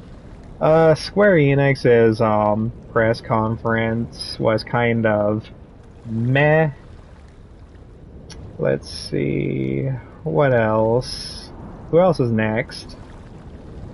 As for Capcom's, press conference, while I am excited for the Resident Evil Village DLC, I think I'll go ahead and give it, a 6 out of 10. Yeah, a 6 out of 10 sounds pretty good. And as for Nintendo, you know, a lot of people say Microsoft won this E3, and some people say Nintendo won. You know what? In my opinion, I think both Microsoft and Nintendo, it's a tie, everybody. I'll give Nintendo an 8 out of 10. Yeah, both Microsoft and Nintendo get an 8 out of 10 in my book. Ooh, and as for Take-Two's conference, you know what, people? I'm just gonna say it, but as for Take-Two and their boring political diversity zoom in call, I am giving their conference a 0 out of 10. They deserve it, okay? It had nothing to do with video games. It was pretty much just an oppression Olympics program. So yeah, Take-Two, it wasn't even an E3 or a showcase. It was just talking. So yeah, Take-Two definitely dropped the ball. And all they had to do was tease GTA 6. Is that pretty much everything? Yeah, that's pretty much about everything. Hold on a minute, before I end this stream, I just want to do this.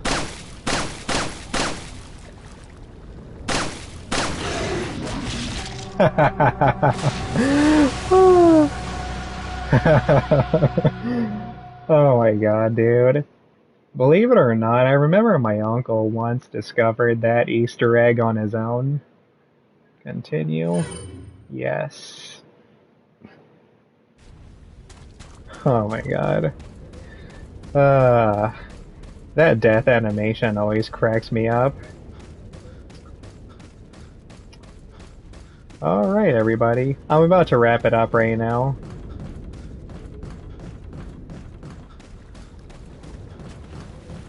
Okay, this is good. Alright, everybody, that's it for my E3 2021 coverage / review. I talked about most things. I obviously didn't talk about everything because if I would have literally talked about everything, then I would have been here for an extra 2 hours, and I don't want to do that. So, yeah, everybody, I had fun playing a little bit of Resident Evil 4, and yeah, I think this stream turned out well. Some of you will definitely view some of my opinions as highly disagreeable or agreeable. I have said some controversial things in here, but I don't care. Especially if you're an SJW, I really do not care.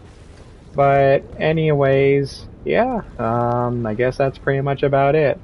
Alright, everybody, this has been your host, the Platinum Knight, and peace out, everyone. Have a good day. Until next year.